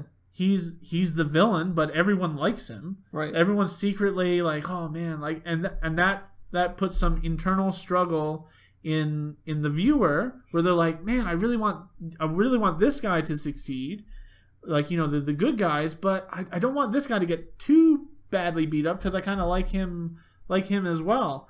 But with the governor, you just wanted him to die. You just wanted him to die. And they just kept teasing him dying for like 2 seasons. It's like, oh, they got the gun, and it's like, oh, he's in his crosshairs. He's like about to pull the trigger, and a zombie comes out and gets him, and then like the governor gets away. Mm-hmm. No, like there was no redeeming quality about him. You just wanted him to die. There was no struggle. It was just frustration on part of the viewer when he just would not go away. Right. Yeah, I watched season 1. I thought that was pretty good. Season 2 went downhill. Season 3 went further downhill. And then I think I stopped at that point. Yeah, then I just stopped mid, I think, season 3 or 4. It was after the governor had died. I kind of was like, whew. And then was the governor season 3 or 2? 3. And then, so I think I've seen season 4 as well then, and I stopped after season 4. But I think the season 5 was really, really well done. Okay. I might have to pick it up again. They're in this place. I think a sanctuary, actually, the name of the town, and they're trying to adjust to life there. And you're like, you feel bad for the people who live there, and they aren't really accustomed to what the new realities of the world are. In this zombie apocalypse, they've kind of been sheltered for a long time. So you kind of feel bad for them, but you kind of understand what the world is like now, and like especially Rick is trying to get them on board to what the world is like. So there's some struggle there. You're like, you kind of feel bad for these people, but you kind of are like, they got to suck it up. Right. So yeah, I mean, it was interesting, much more interesting than what it was previously. So this game is a direct copy of The Walking Dead. So you have all the characters, right? All the characters from The Walking Dead are in this game. If I bought this game, I would just take the governor piece and catch it on fire. I think there is the governor in here. I'm not 100% sure. But they have like a whole bunch of stuff. They even have... One of the Kickstarter stretch goals was the vision of Rick's wife. Oh my god! So you can have a model of just like a phantom. She was another Phantom Lori. She was another bad character in that show. Man, she was the worst. So, if you haven't seen the Walking Dead TV series, well, I just ruined a lot for you if I right. you wouldn't know the characters, but it's not mandatory that you do know the characters. It's just it's fully based off of the TV series. Yeah. There's gonna be 4 days left in this, and some of the cool aspects of this game is it's a full miniatures game. It's cooperative. You have these objectives that you're trying to get to and complete. But the main cool aspect of the game is that there's a leadership aspect. So one person is going to be the leader, and they're going to have to pick a card from their hand, and the cards are color-coded, meaning different things, and you're going to put one down. This is the objective that we're going for this round, and this is what we want to do. The other players, if they put down cards of similar color, then they're going to get bonuses. If they put down cards that are a different color, and the reason they would do this is because there's actions on those cards that they're going to be doing. So maybe, I need to do this action this turn, but it's not the right color. Yeah. They're going to put that down. That's going to cause stress on the leader because they're not following his orders. Right? And as stress builds up, as the leader is taking actions, he's getting more of these zombie dice, which is going to make him harder for things to succeed, for completing objectives. So you're trying to work together, but sometimes you can't. And as stress builds up and becomes the main leader becomes too stressful, he has to pass leadership over to someone else. Right. And then there's different things you can do to alleviate stress. All the cards are multi-toned, so you have like this action if you kind of followed orders, and you're going to do this action if you didn't follow orders, kind of thing. Right. So it's kind of this cool leadership mentality to the game that's kind of, from what I learned about the game, that was the main struggle in the game. It's not even that you're fighting zombies, it's this whole leadership aspect that you're taking hits based off of people not obeying what the leader wants to do. Right. And I just thought that was really neat. They had some cool combat systems implemented. It seemed like a neat enough game. One of the main things that I really liked about this campaign, you can back at a $40 level, but you get no miniatures whatsoever. Right. So you just get the core game. Cardboard, I'm assuming. Cardboard standees. Right. I looked, and I didn't read through everything, but I looked through everything. They didn't show anything about cardboard standees, right. But I'm assuming that's what it would have to be. Right. Either that or tokens of some sort. But that's $40. If you want all the minis, then you back at the $120. So I really like the aspect of, hey, if you want this game, but you can't afford all these miniatures, you can still have it. Yeah. I think that's awesome. Yeah. And I think more games should have that as an option. However, that being said, I was looking at the campaign, and there's only 9 people that have backed at that level. At the $40 level, no miniatures. Yeah, so that's not the juice that gets people going. But here's the question: are people going to be doing this on Kickstarters, applying this, giving people this option? If only 9 people are backing, it's not going to be. It's not worth it. It's not worth it for them to produce that content for only 9 people, right? No, it's not. So I don't know if they're going to produce that low quality version to ship out onto the shelves, or if they're just going to scrap it and say, we're not going to do this because not enough people backed. Right. I don't know what they're going to do with that. Yeah, because especially you're probably not turning as big a profit on the $40 as you are on the $120. Plus, if it is cardboard standees, it might not even be that. It might just be simply devoid of miniatures, and you'd have to come up with your own proxies. Because if it is cardboard standees, then you have to print all new cardboard punch-outs for everything. Yeah. And that's to print 9 copies to pay someone to design and do the art and graphic design for 9 copies. Yeah, you'd lose money. Yeah. I mean, they could use it'd be cheaper to just pay them the $40 back and not give them anything. Yeah, they could. So I'm wondering if that's going to be a thing or not. Probably not. But they could just use the concept art for all those pieces rather than hiring an artist, because you need concept art for the models as well, right? Right. So who knows? But I really like that they have that as an option. That excited me because I'm kind of at that point where it's like I can't afford, especially with our Canadian dollar, I can't afford to pay $200 for this game. I want to play this game. Yeah. But so are you one of the 9 people? No. I'm not going to be backing it, because even with our price point with shipping, it's still going to cost me $90. Yeah. To get it without miniatures. Yeah. And I can probably get it for $40, $35 if they bring out that copy online store here in Canada. Yeah. There you go. But it is what it is. It is what it is. So this wouldn't be a Kickstarter segment without a Cards Against Humanity ripoff. Not another one. I thought you were joking that these come out this often. So this one is not a ripoff. Exactly. So this game is called Gobby. Okay, Gobby. There's 16 days left in this campaign. So what Gobby is you get a Cards Against Humanity box. It looks exactly like Cards Against Humanity, except it's white with black text. Yeah. You have white cards with black text on them, just like Cards Against Humanity. It's the opposite, right? Well, I think there's 2 different card types in Cards Against Humanity. One's white and black. The other's black and white. Anyways, so you get 2 different cards, and one card is going to be the start of the phrase, and the other card is going to be the end of the phrase. Okay. So many options. So you're drawing. There's actually 2,500 options with the cards that come in the box.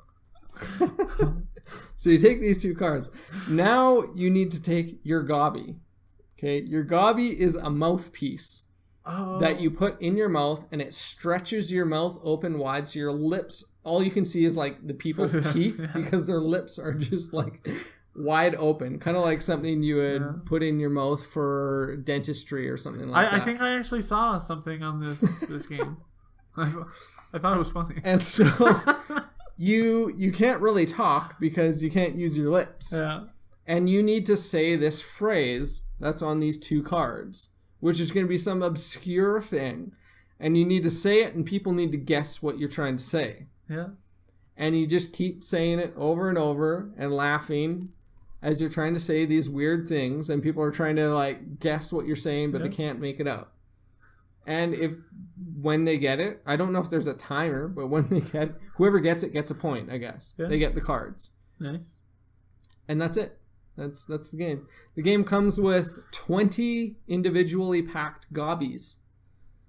So I guess if you washed them, yeah, you'd have to wash them. And the same person used theirs, like you wrote the names on them or something. No, just throw them in. You could reuse them. Just throw them in like mouthwash or something. I still wouldn't want to do it. Yeah, this number 1. This is not a game you're playing at a convention. You might see this. Hi guys, the previous group just cleared out. All right, come sit down. Oh, don't worry, we dunked it in some water. So you can also get the expansions, which it's the what is it? The crude version expansion, which adds inappropriate things, and it also comes with 20 additional gobbies. Nice. So you can buy this game, the basic game, for $30, the crude version for $40. There you go. It sounds funny. I think it would be entertaining for an evening. Yeah. Would you play this more than once? No. Probably not. Probably not, but I think it'd be funny. I think I'm more interested. I'd like to watch other people play. Oh, speaking of watching other people play games. There's this new series that just came out on YouTube. I gotta talk about this because it was absolutely hilarious. Because I'm gonna start a D&D campaign soon. Right. Someone had posted to me this Harmon quest, and it's Dan Harmon, the creator of Community. And if you've seen Community and the D&D episodes on the Community, right, they're awesome. Like they would make anybody want to play D&D. Like they're so well done. It's hilarious. So anyways, it's this guy Dan Harmon, and he has these guest people on as well as some regular people playing. I believe it's some version of a role playing game or something like that. And man, it was so funny. Like there's one episode out because there's only one episode out so far. I laughed so hard. It's so funny, and it kind of has like cartoon in between. Okay. So while they're playing, it goes to like these cartoons where you're kind of like watching. You're watching them do their watching actions. them doing these things in the world. It's so hilarious. Right. Harmon Quest. Just go to YouTube. Find it. How long are the episodes? I think the first it was over 20 minutes, 25 minutes. Okay. For the episode, yeah, it was. Is the animation like stick figures? No, it's like actual really good animation, or like pretty good like cartoon quality animation. Yeah, check it out. It's Harmon Quest. Okay. Hilarious. That kind of brings up something, a tangent I want to go on to. You're talking about, D&D being in Community. Right, yeah. In the show Community. And then, I don't know if you've seen it yet, but there's the newest Netflix original series, Stranger Things. No. Have you seen that one? So they're also playing D&D in this. It's a bunch of kids, and they're Yeah. playing like a very basic level of D&D. How do you feel about D&D being represented in kind of conventional TV series that are coming out? Do you feel like it's represented well? Do you think it's going to lead parents from this era back down the path of, oh, D&D is evil, and you know, all the hate that it got back in the day? Oh, man. I don't think so. No.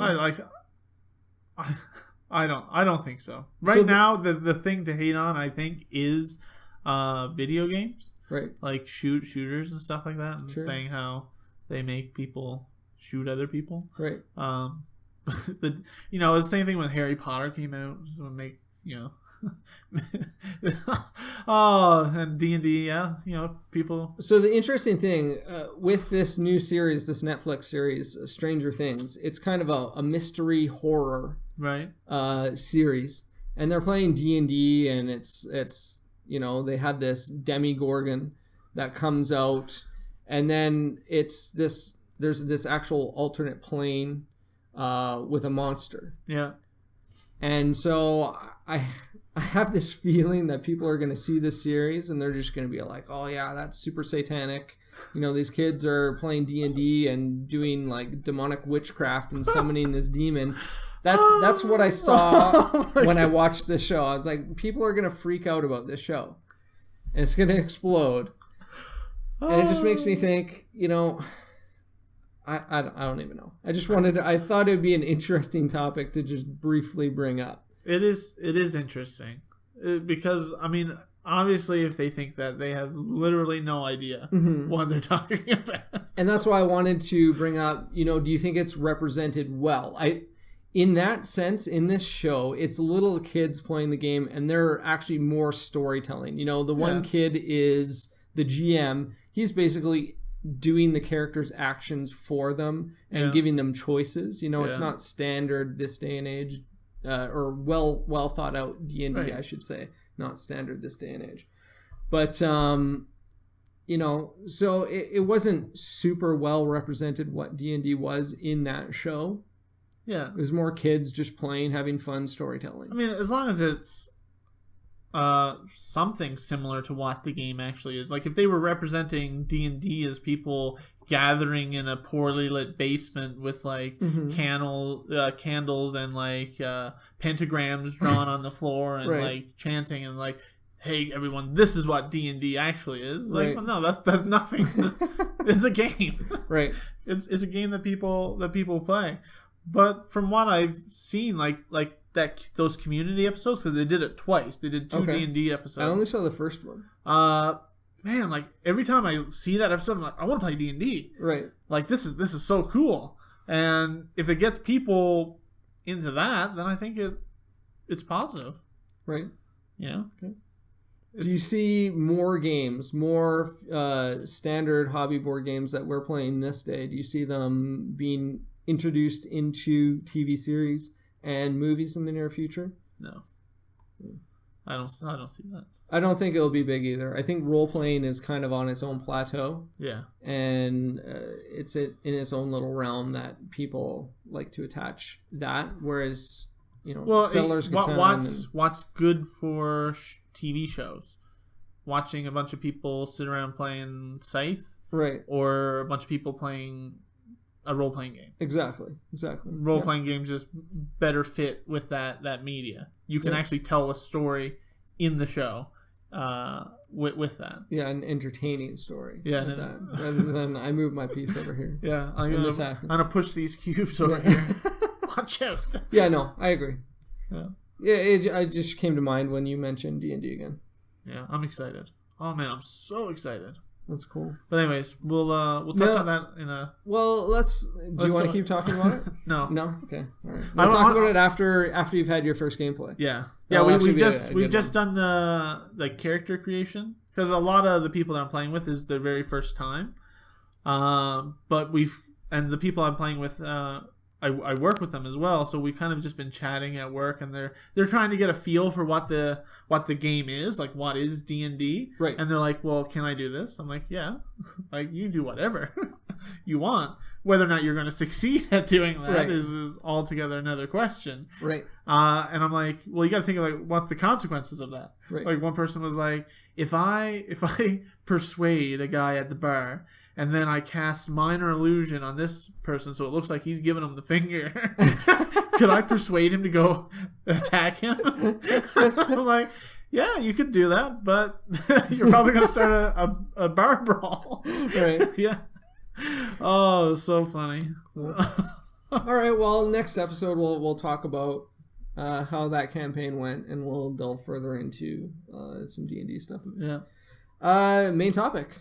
Shall we delve into our main topic since we're sitting at 2 hours right now? We've been teasing this one for a few episodes. Yeah. Ever since I brought up the possibility that Terra Mystica is a gateway game. Right. I was like, well, we need to have a discussion. Well, let's do it. On what a gateway game. Gateway game. What is a gateway game, Jeffrey? Oh, you're starting off right with that question to me. Yeah. I have a few notes. Okay. Did you want to start it off somewhere else? No, I think that's perfectly fine. Okay. So where does it come from? Gateway games. I think from what I looked at, mostly relates back to drugs. Like all things gaming. Yeah. It relates back to drugs. Just like role-playing games relate back to satanic worship. Right. Exactly. But yeah, like, you talk about, oh, this is a gateway drug. This is the first step that people are going to take, and then it's going to lead them down into harder, heavier drugs. Right. You just take the word drug and replace it with game, and you basically have the concept of what a gateway game is. Right. It's the first game that's easy to get into, that's going to lead them down this path, and they're going to be hooked on harder, heavier games. All right, I'm on board. So that's apparently what a gateway game is. Right. What the masses... What the masses think. Would say. Okay, what do you think? Well, let's kind of tease this apart before I kind of give my final opinion. I have a lot to say. A lot to say. I thought about this a lot, and the more I thought about it, the more my preconception changed. Yeah. The more I delved into it, I was like, you know what? What I thought of this isn't actually what I think now. Okay. My viewpoint changed. This is right. This is interesting because it sounds like you put a ton of thought into this.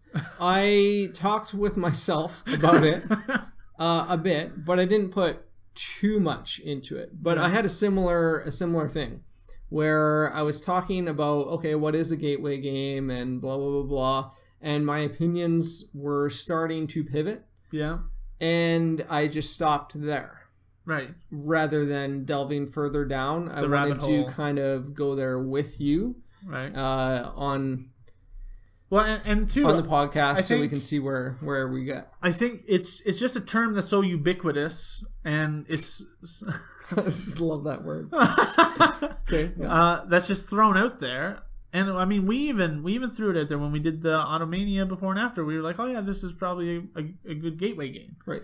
And then afterwards, I was like, what does that mean? Right. So this is kind of leading down the rabbit hole of what that is. So starting out, what is a gateway? It's like a connection between two different places. Right. Something you have to go through. You get from one distinct area into another distinct area. Sure. So saying something is a gateway game, you kind of need to say more. Right. Where are the people starting from, and where are you trying to get them to? Exactly. Have they never played a game before in their life? Have they never even played like Monopoly or Sorry or Phase 10 or Scrabble or anything? And where are you trying to get them to? Are you trying to get them into party games?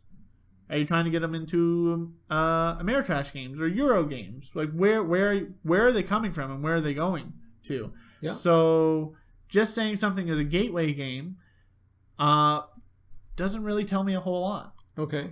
Would you say that, Kate, there's someone who's never played a game before, and you want to get them to play Monopoly. Yeah. Is that a gateway game to them going from nothing into gaming in general? Well, would you consider that a gateway, or do they already have to be into games to process them through a gateway to something else? Repeat the question again. Can you, if they've never played a game before, right, and you want to introduce them into gaming, yeah. So no matter what the game is Yeah. that game a gateway to them? I'm gonna agree with that. Okay. And as we discuss more, it'll kind of become apparent. Okay. Apparent why. So then the next thing I was looking at was, we've established a gateway game is between these. You got someone starting somewhere and you want to get them to somewhere else. Yeah. And you're using this gateway game to get them there. Well, why? What's your purpose? Do you want to get them into just appreciate games, right, or just kind of see what it is that you do in the hobby, or do you actually want to get them into like hardcore gamers like you are? Right. You're like, because there isn't enough. Or do you just want to play a game that you can't find anyone to play? Yeah. And so you're coercing them into playing the game with you. Yeah. So what's the purpose of this? So I was thinking, I played a few games with my mom. Okay. Like she played a lot of Scrabble. Like we played a lot of Scrabble together. But I kind of wanted to introduce her to some newer style, different things. Right. So I used Timeline. Sure. With her. Splendor. Those both went over really well. Splendor especially, like I remember trying to teach her, and like I explained 2 rules and she's like, oh, it's too much. And then I was like, no, there's only like 3 rules, Mom, just hang with me here for 5 more seconds. But then we played a few times and she was like, oh, that actually wasn't as bad as what I thought. Right. So, but I didn't really have a destination for her. Okay. Like that, I wasn't using Splendor to get her to play Scythe with me. Right. That was kind of the goal, was just get her to play these lighter, fair games. Okay. With me. So, would that be considered a gateway game then, in that instance? I think so. I want to say something that just kind of came to me as you were talking. Is a gateway game even just teaching? You want to teach a new mechanic to someone. Right. And so you're like, well, this game has this mechanic in it, and I want to teach them this mechanic, so let's just teach them this game, and now they know that mechanic. Yeah, but is that then a gateway, or are you just teaching them something? If I can understand if you were like, okay, I want to play this super crazy war game or whatever, something that's really complex with all these rules. But rather than throwing them all at once, I'm going to teach them this one mechanic from this game by using this other game. Right. And then I'm going to teach them this mechanic that's in this game by using this other game. Then all those games become gateway games to another that bigger game. But if you're just teaching them a game and showing them a new mechanic, is that even a gateway game? Right. Because has to be, you're saying there has to be a destination, otherwise it's not a gateway game. Or the question is it a gateway game if there is no destination? Exactly. Like if the purpose is to, hey, let's just play this game, then is it a gateway game? Especially if they're already into games. If you're doing it to try and get them into the hobby, then the purpose of it is to get them into the hobby. Exactly. So, and I think that's most people when they're talking about gateway games. That's what they're talking about. Exactly. You're trying to, and that's what I think too, is you're trying to get someone who isn't in the hobby, and you're trying to use these games to get them into the hobby. Right. And from what I was looking, there were three things that people said a gateway game needed to be. Okay. They needed to be short, so not long time, because if it bombs, they were saying you just move on quickly. Mm-hmm. Simple, easy to teach, not many rules. And number 3, that it needs to be fun. Now, I have a few issues with this. I have issues with all of those. There's one that I don't have issue with. Okay. I think fun. I think if your purpose, so let's just assume that our purpose right now is to get someone who isn't into gaming into gaming. Right. What when we're talking to that, we're going to look at the gateway games for that instance. Number 1, I think fun. They need to at least enjoy themselves. Yeah. If it's going to be a horrid experience, you've led them down the wrong gateway. Mm-hmm. But fun is subjective. Yeah, and that's exactly that's the problem. That's exactly it. Just saying something is a gateway game, and just saying it's fun doesn't necessarily mean it's going to be fun for everyone. Mm-hmm. So it's not a blanket statement. Saying that this game is a gateway game doesn't mean that it's going to be fun for every single person. So you need to tailor the games you're going to use based on the person that you're trying to introduce. Yeah, you need to you need to find out what they enjoy. Maybe even taking a topic or something that is tailored to that person. And then what do you do if you have multiple people? Yeah, you kind of had to find... Had to find some sort of common ground somewhere. Yeah. So then immediately someone saying that this game is a gateway game just becomes meaningless. They don't know who you're trying to introduce. Right. They don't know what the background this person had prior, if any to gaming. Right. So just saying that this is a gateway game, but for who? Who is it a gateway game for? People who like conflict in games, who like dice rolling, or people who like heavy strategy. Who is it for? That's going to be different for everyone. Right. So you could say, okay, I have Jacob here. I think these games are going to be gateway games for him. Okay. And I have little Timmy or whatever, and gateway games for him are going to be completely different. Right. So it's not going to match up, I don't think. Yeah, I agree. So a gateway game needs to be tailored to who you're teaching, so that they find it enjoyable. Right. So fun is too broad, because fun is subjective. So when you're trying to get these gateway games, you need to know who it is that you're trying to introduce, find out something that works for them. Now the other two are things that I completely and utterly disagree with. Okay. Short and simple. My gateway game was Agricola. Neither short nor simple. Right. So, but that was a gateway game for me. So I think like we talked about fun or enjoyment, it needs to be tailored to the person. Yeah. But that fun can be tailored to a person. Saying something needs to be short and simple can't be tailored. It's either short or it's long. I guess you could vary your definition of what a short game is. Right. That would depend. Like me, my cap on a game length is about 90 minutes to 2 hours. Yeah. If someone has a cap of 6 hours on attention span, then you could tailor length that way. Yeah. But just simply saying that it needs to be short, I think is just incorrect. No, it needs to be, well, I would say interesting, which kind of tailors to fun. Yeah. There needs to be an enjoyment level for the length that the game is. Yeah. And the same thing with simple. I don't think just saying that a game needs to be simple to be a gateway game is really true either. Like my wife's gateway game that I got her into gaming with was Dungeon Lords.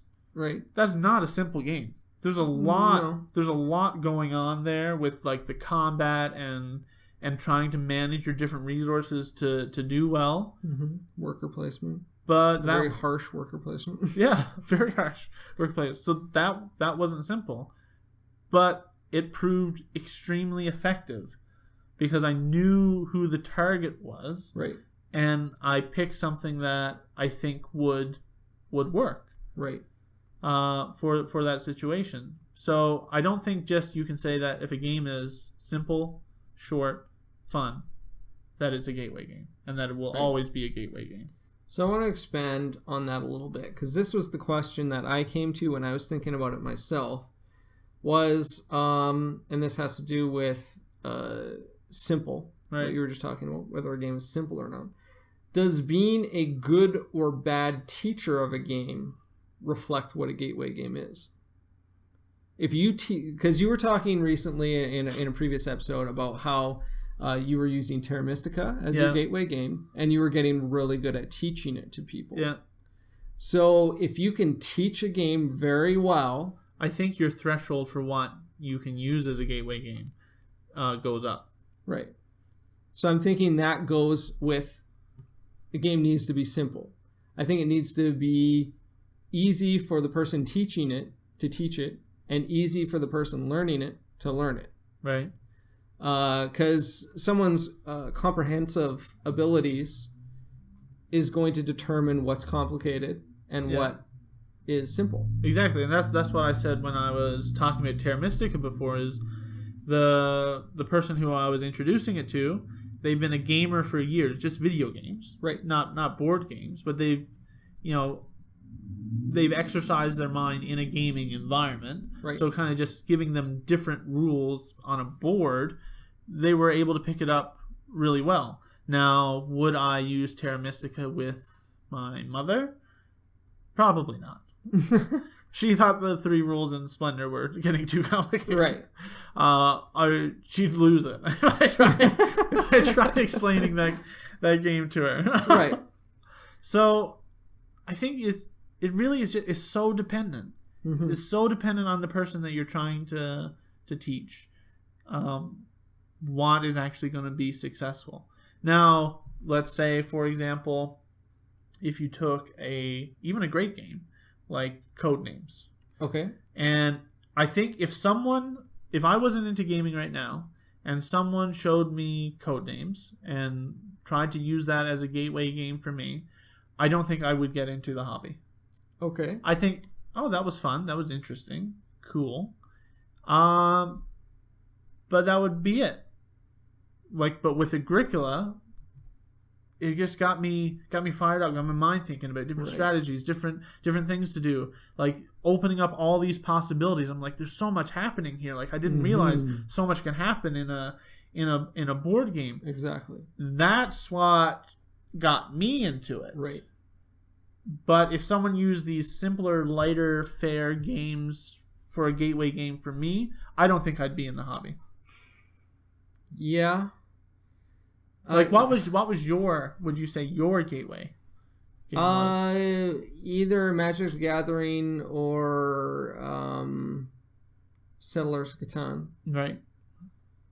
Which Settlers of Catan kind of blew my mind. I would almost say that's what my gateway game was. Yeah.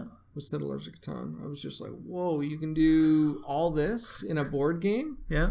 I was used to just playing Monopoly, roll some dice, and you move along the board, and you buy or you don't. Make a trade or not. Yeah. It's just like my options are so limited. Here, it's just like I can build a road in any direction I want. Yeah. I'm gathering these resources. I can trade all these resources. I can use these resources to build up, to do this. Yeah. So much going on. So I was kind of on a similar vein, but definitely a couple tiers down from Agricola. I haven't played Agricola, but from what I understand, it's extremely complicated. So, yeah, I would agree. So, yeah, so where I'm kind of going with this is the more I thought about what a gateway game is, or how do you define a gateway game, I realized that it could be anything. Sure. Like, it could literally be anything. It's so subjective on the person that you're trying to tailor it towards that it could literally be any game that you can think of. Is Scythe a gateway game? Sure. Is Twilight Imperium a gateway game? Why not? I think it could be, especially if you're talking about someone who, as you're mentioning, plays video games, and they're huge into space exploration, 4X video games, and then you're just like, well, we have a board game for that. Yeah. And they're like, what? And you lay it out, and they're just like, oh my goodness, this is awesome. Yeah. And they dive right in because that's what they're excited about. Yeah. So I literally think you could take any game and treat it as a gateway game. So then as I was thinking about this, I was like, so literally saying a game is a gateway game means nothing. Means nothing. Right. It's a meaningless. That's kind of where I've landed, is that it's a meaningless statement to say that a game is a gateway game. Because then I started thinking, okay, well, what about... Because then they could start talking about next step games. And I'm like, what? Like, what are... That's the same thing. Yeah, again, it's a gateway game. You just have a different starting point and a different end point. But I'm like, I thought for a little while, is there some like latent egotistical thoughts in gamers that we don't think that non-gamers can handle the games that we play? And we're like, they need, I think so. They need to go through this training regimen of let's get them these gateway games that are short, simple, fun, and then we'll show them a bunch of this, and then finally we'll get them to these next step games, and then they're training up. It's like Rocky, you're going to be fighting Ivan Drago, and then finally we'll get them into the games where they're gamers. Right. I think that's exactly it. Because I definitely have that mentality towards people that I know. Yeah. And I think, again, it just shoots back to, like you were talking about your mom. You're not going to introduce these heavy games because that's where she's at. Yeah. She's at that very basic level. That's her area. And again, it's not because I don't think she could do it. She's really smart, and she whoops me at Scrabble all the time. She doesn't want to. Yeah, it's her mentality is not that sounds like fun. Yeah, her mentality of spending like 2 hours just grueling trying to get a factory to run right. is not her idea of a great time. Exactly. But and then I was thinking, so as I got these friends, and I was like wanting to introduce them into board games. I talk about it all the time at work, and I'm like, I was a little disheartened. I was like, man, do I really have to go through this training regimen with them? Right. like I don't want to start out playing 3 months of light party games and then another 3 months of like these lighter worker placement next step games. Like, sure, I want to get them to the stuff that I like playing. Yeah. And I think they can. Like, I think a lot of it relies on the teacher to teach it well. Mm-hmm. But I don't think there's any barrier to getting someone and getting Terra Mystica on the table and teaching them that. Or teaching them Scythe. The only thing is that has to be what they would have an interest in. Right. If you explain it to them and they're like, oh yeah, that's really cool, that sounds awesome, then why not just go right to that?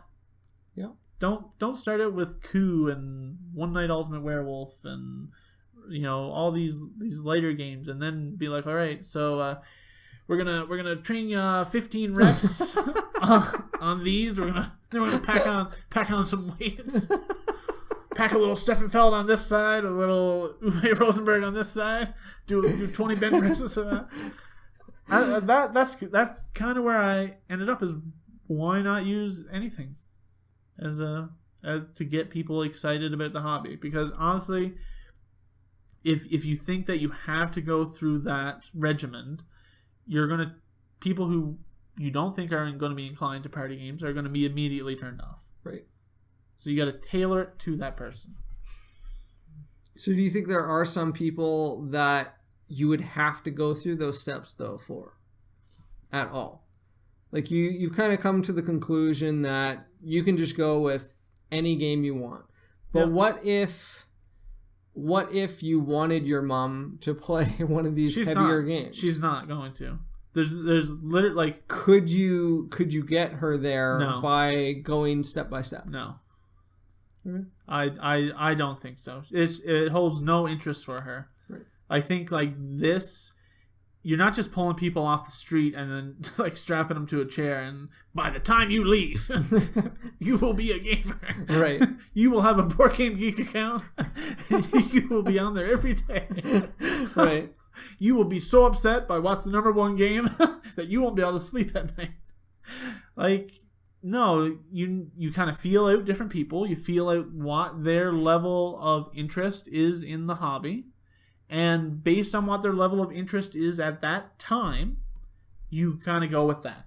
Right. If they're just interested in having more social games, at a party or something like that, pull out a party game.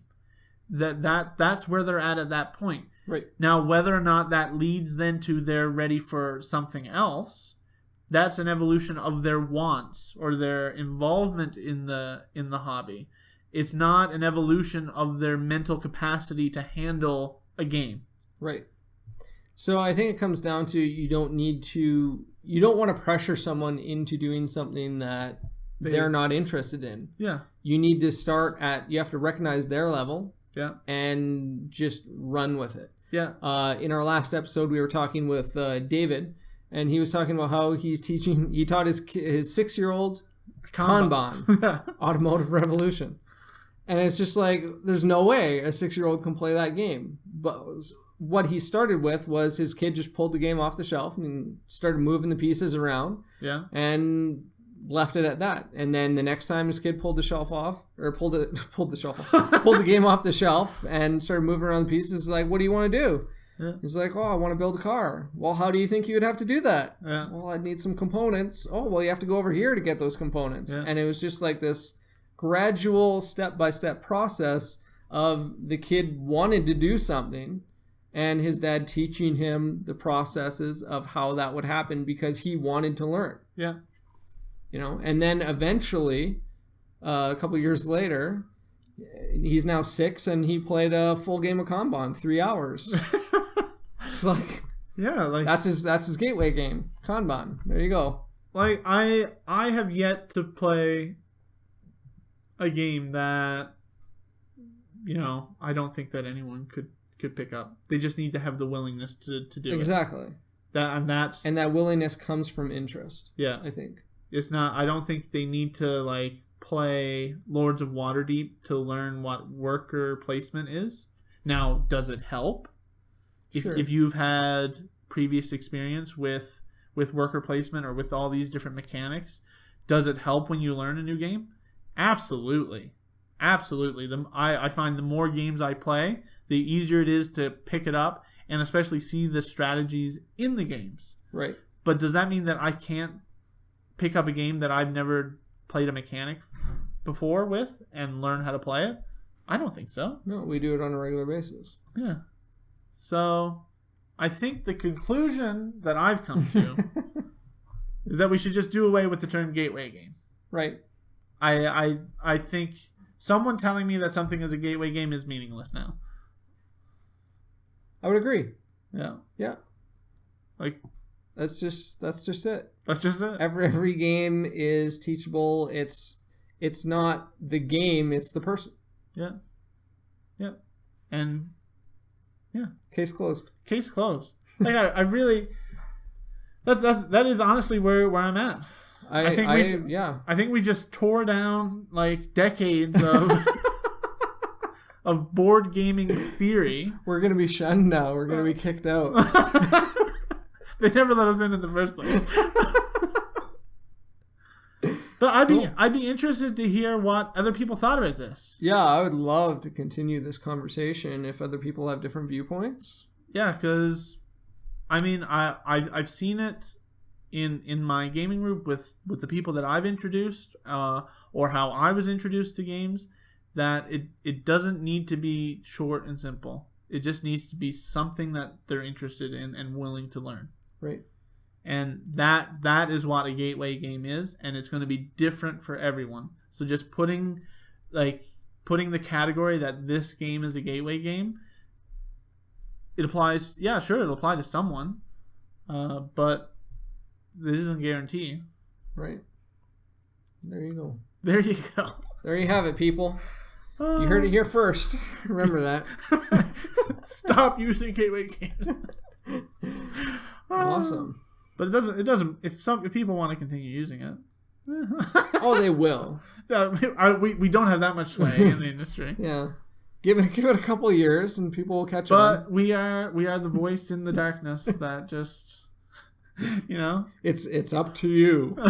We're just throwing out different ideas out there, trying to shake the foundations of what popular gaming theories are.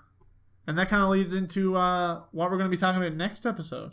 Oh, what's that? The topic that I came up with, remember? No, I don't. No? Well, I'm learning firsthand here with you guys. That's good. What our next topic is. What is Ameritrash and Eurogame? What is the difference? Okay. What constitutes one versus the other? Break down those walls. Be ready. Breaking down barriers. There is no difference. They're the exact same thing. Maybe. You'll have to tune in next time and find out. But yeah, that's our topic. It was a shorter one. Yeah. Well, I think you just kind of tore through the wall. This is done. This is done. Nothing left to talk about. That's cool. Yeah. So that's. I agree. Right. I'm glad we actually agree on something. We agree on something. It's been a while. This has been a while. All right, everyone. That is episode 18. Thank you for joining us. And thank you for those reviews and those iTunes stars. That was so really cool. awesome. So cool. Making our days. So if you enjoy what we do, we encourage you to go out and shout it from the rooftops. Yeah, share our stuff so we can get out there. More people can realize that gateway is not an actual term. Yeah. Actually, speaking of that, I'm going to go on to our guild on Board Game Geek. Okay. And awesome. I'm gonna start a thread. Yeah, let's do it. Let's do it. Let's get people engaged. That's what I want to start doing more, is getting people engaged in these conversations. Head over to Board Game Geek, find our guild, Meeple Leaf Reviews, and let's get some discussions going. Yeah, let's do it. Also, make sure to follow us on Twitter at MeepleLeaf, and go down to the description below if you're watching on YouTube, and you can go to our board game links, give us some hearts so other people can find us. And don't forget to like and subscribe to our YouTube channel. That helps us out a lot. All right, guys. Thanks for joining us, and we will see you next time. See you next time. Take care.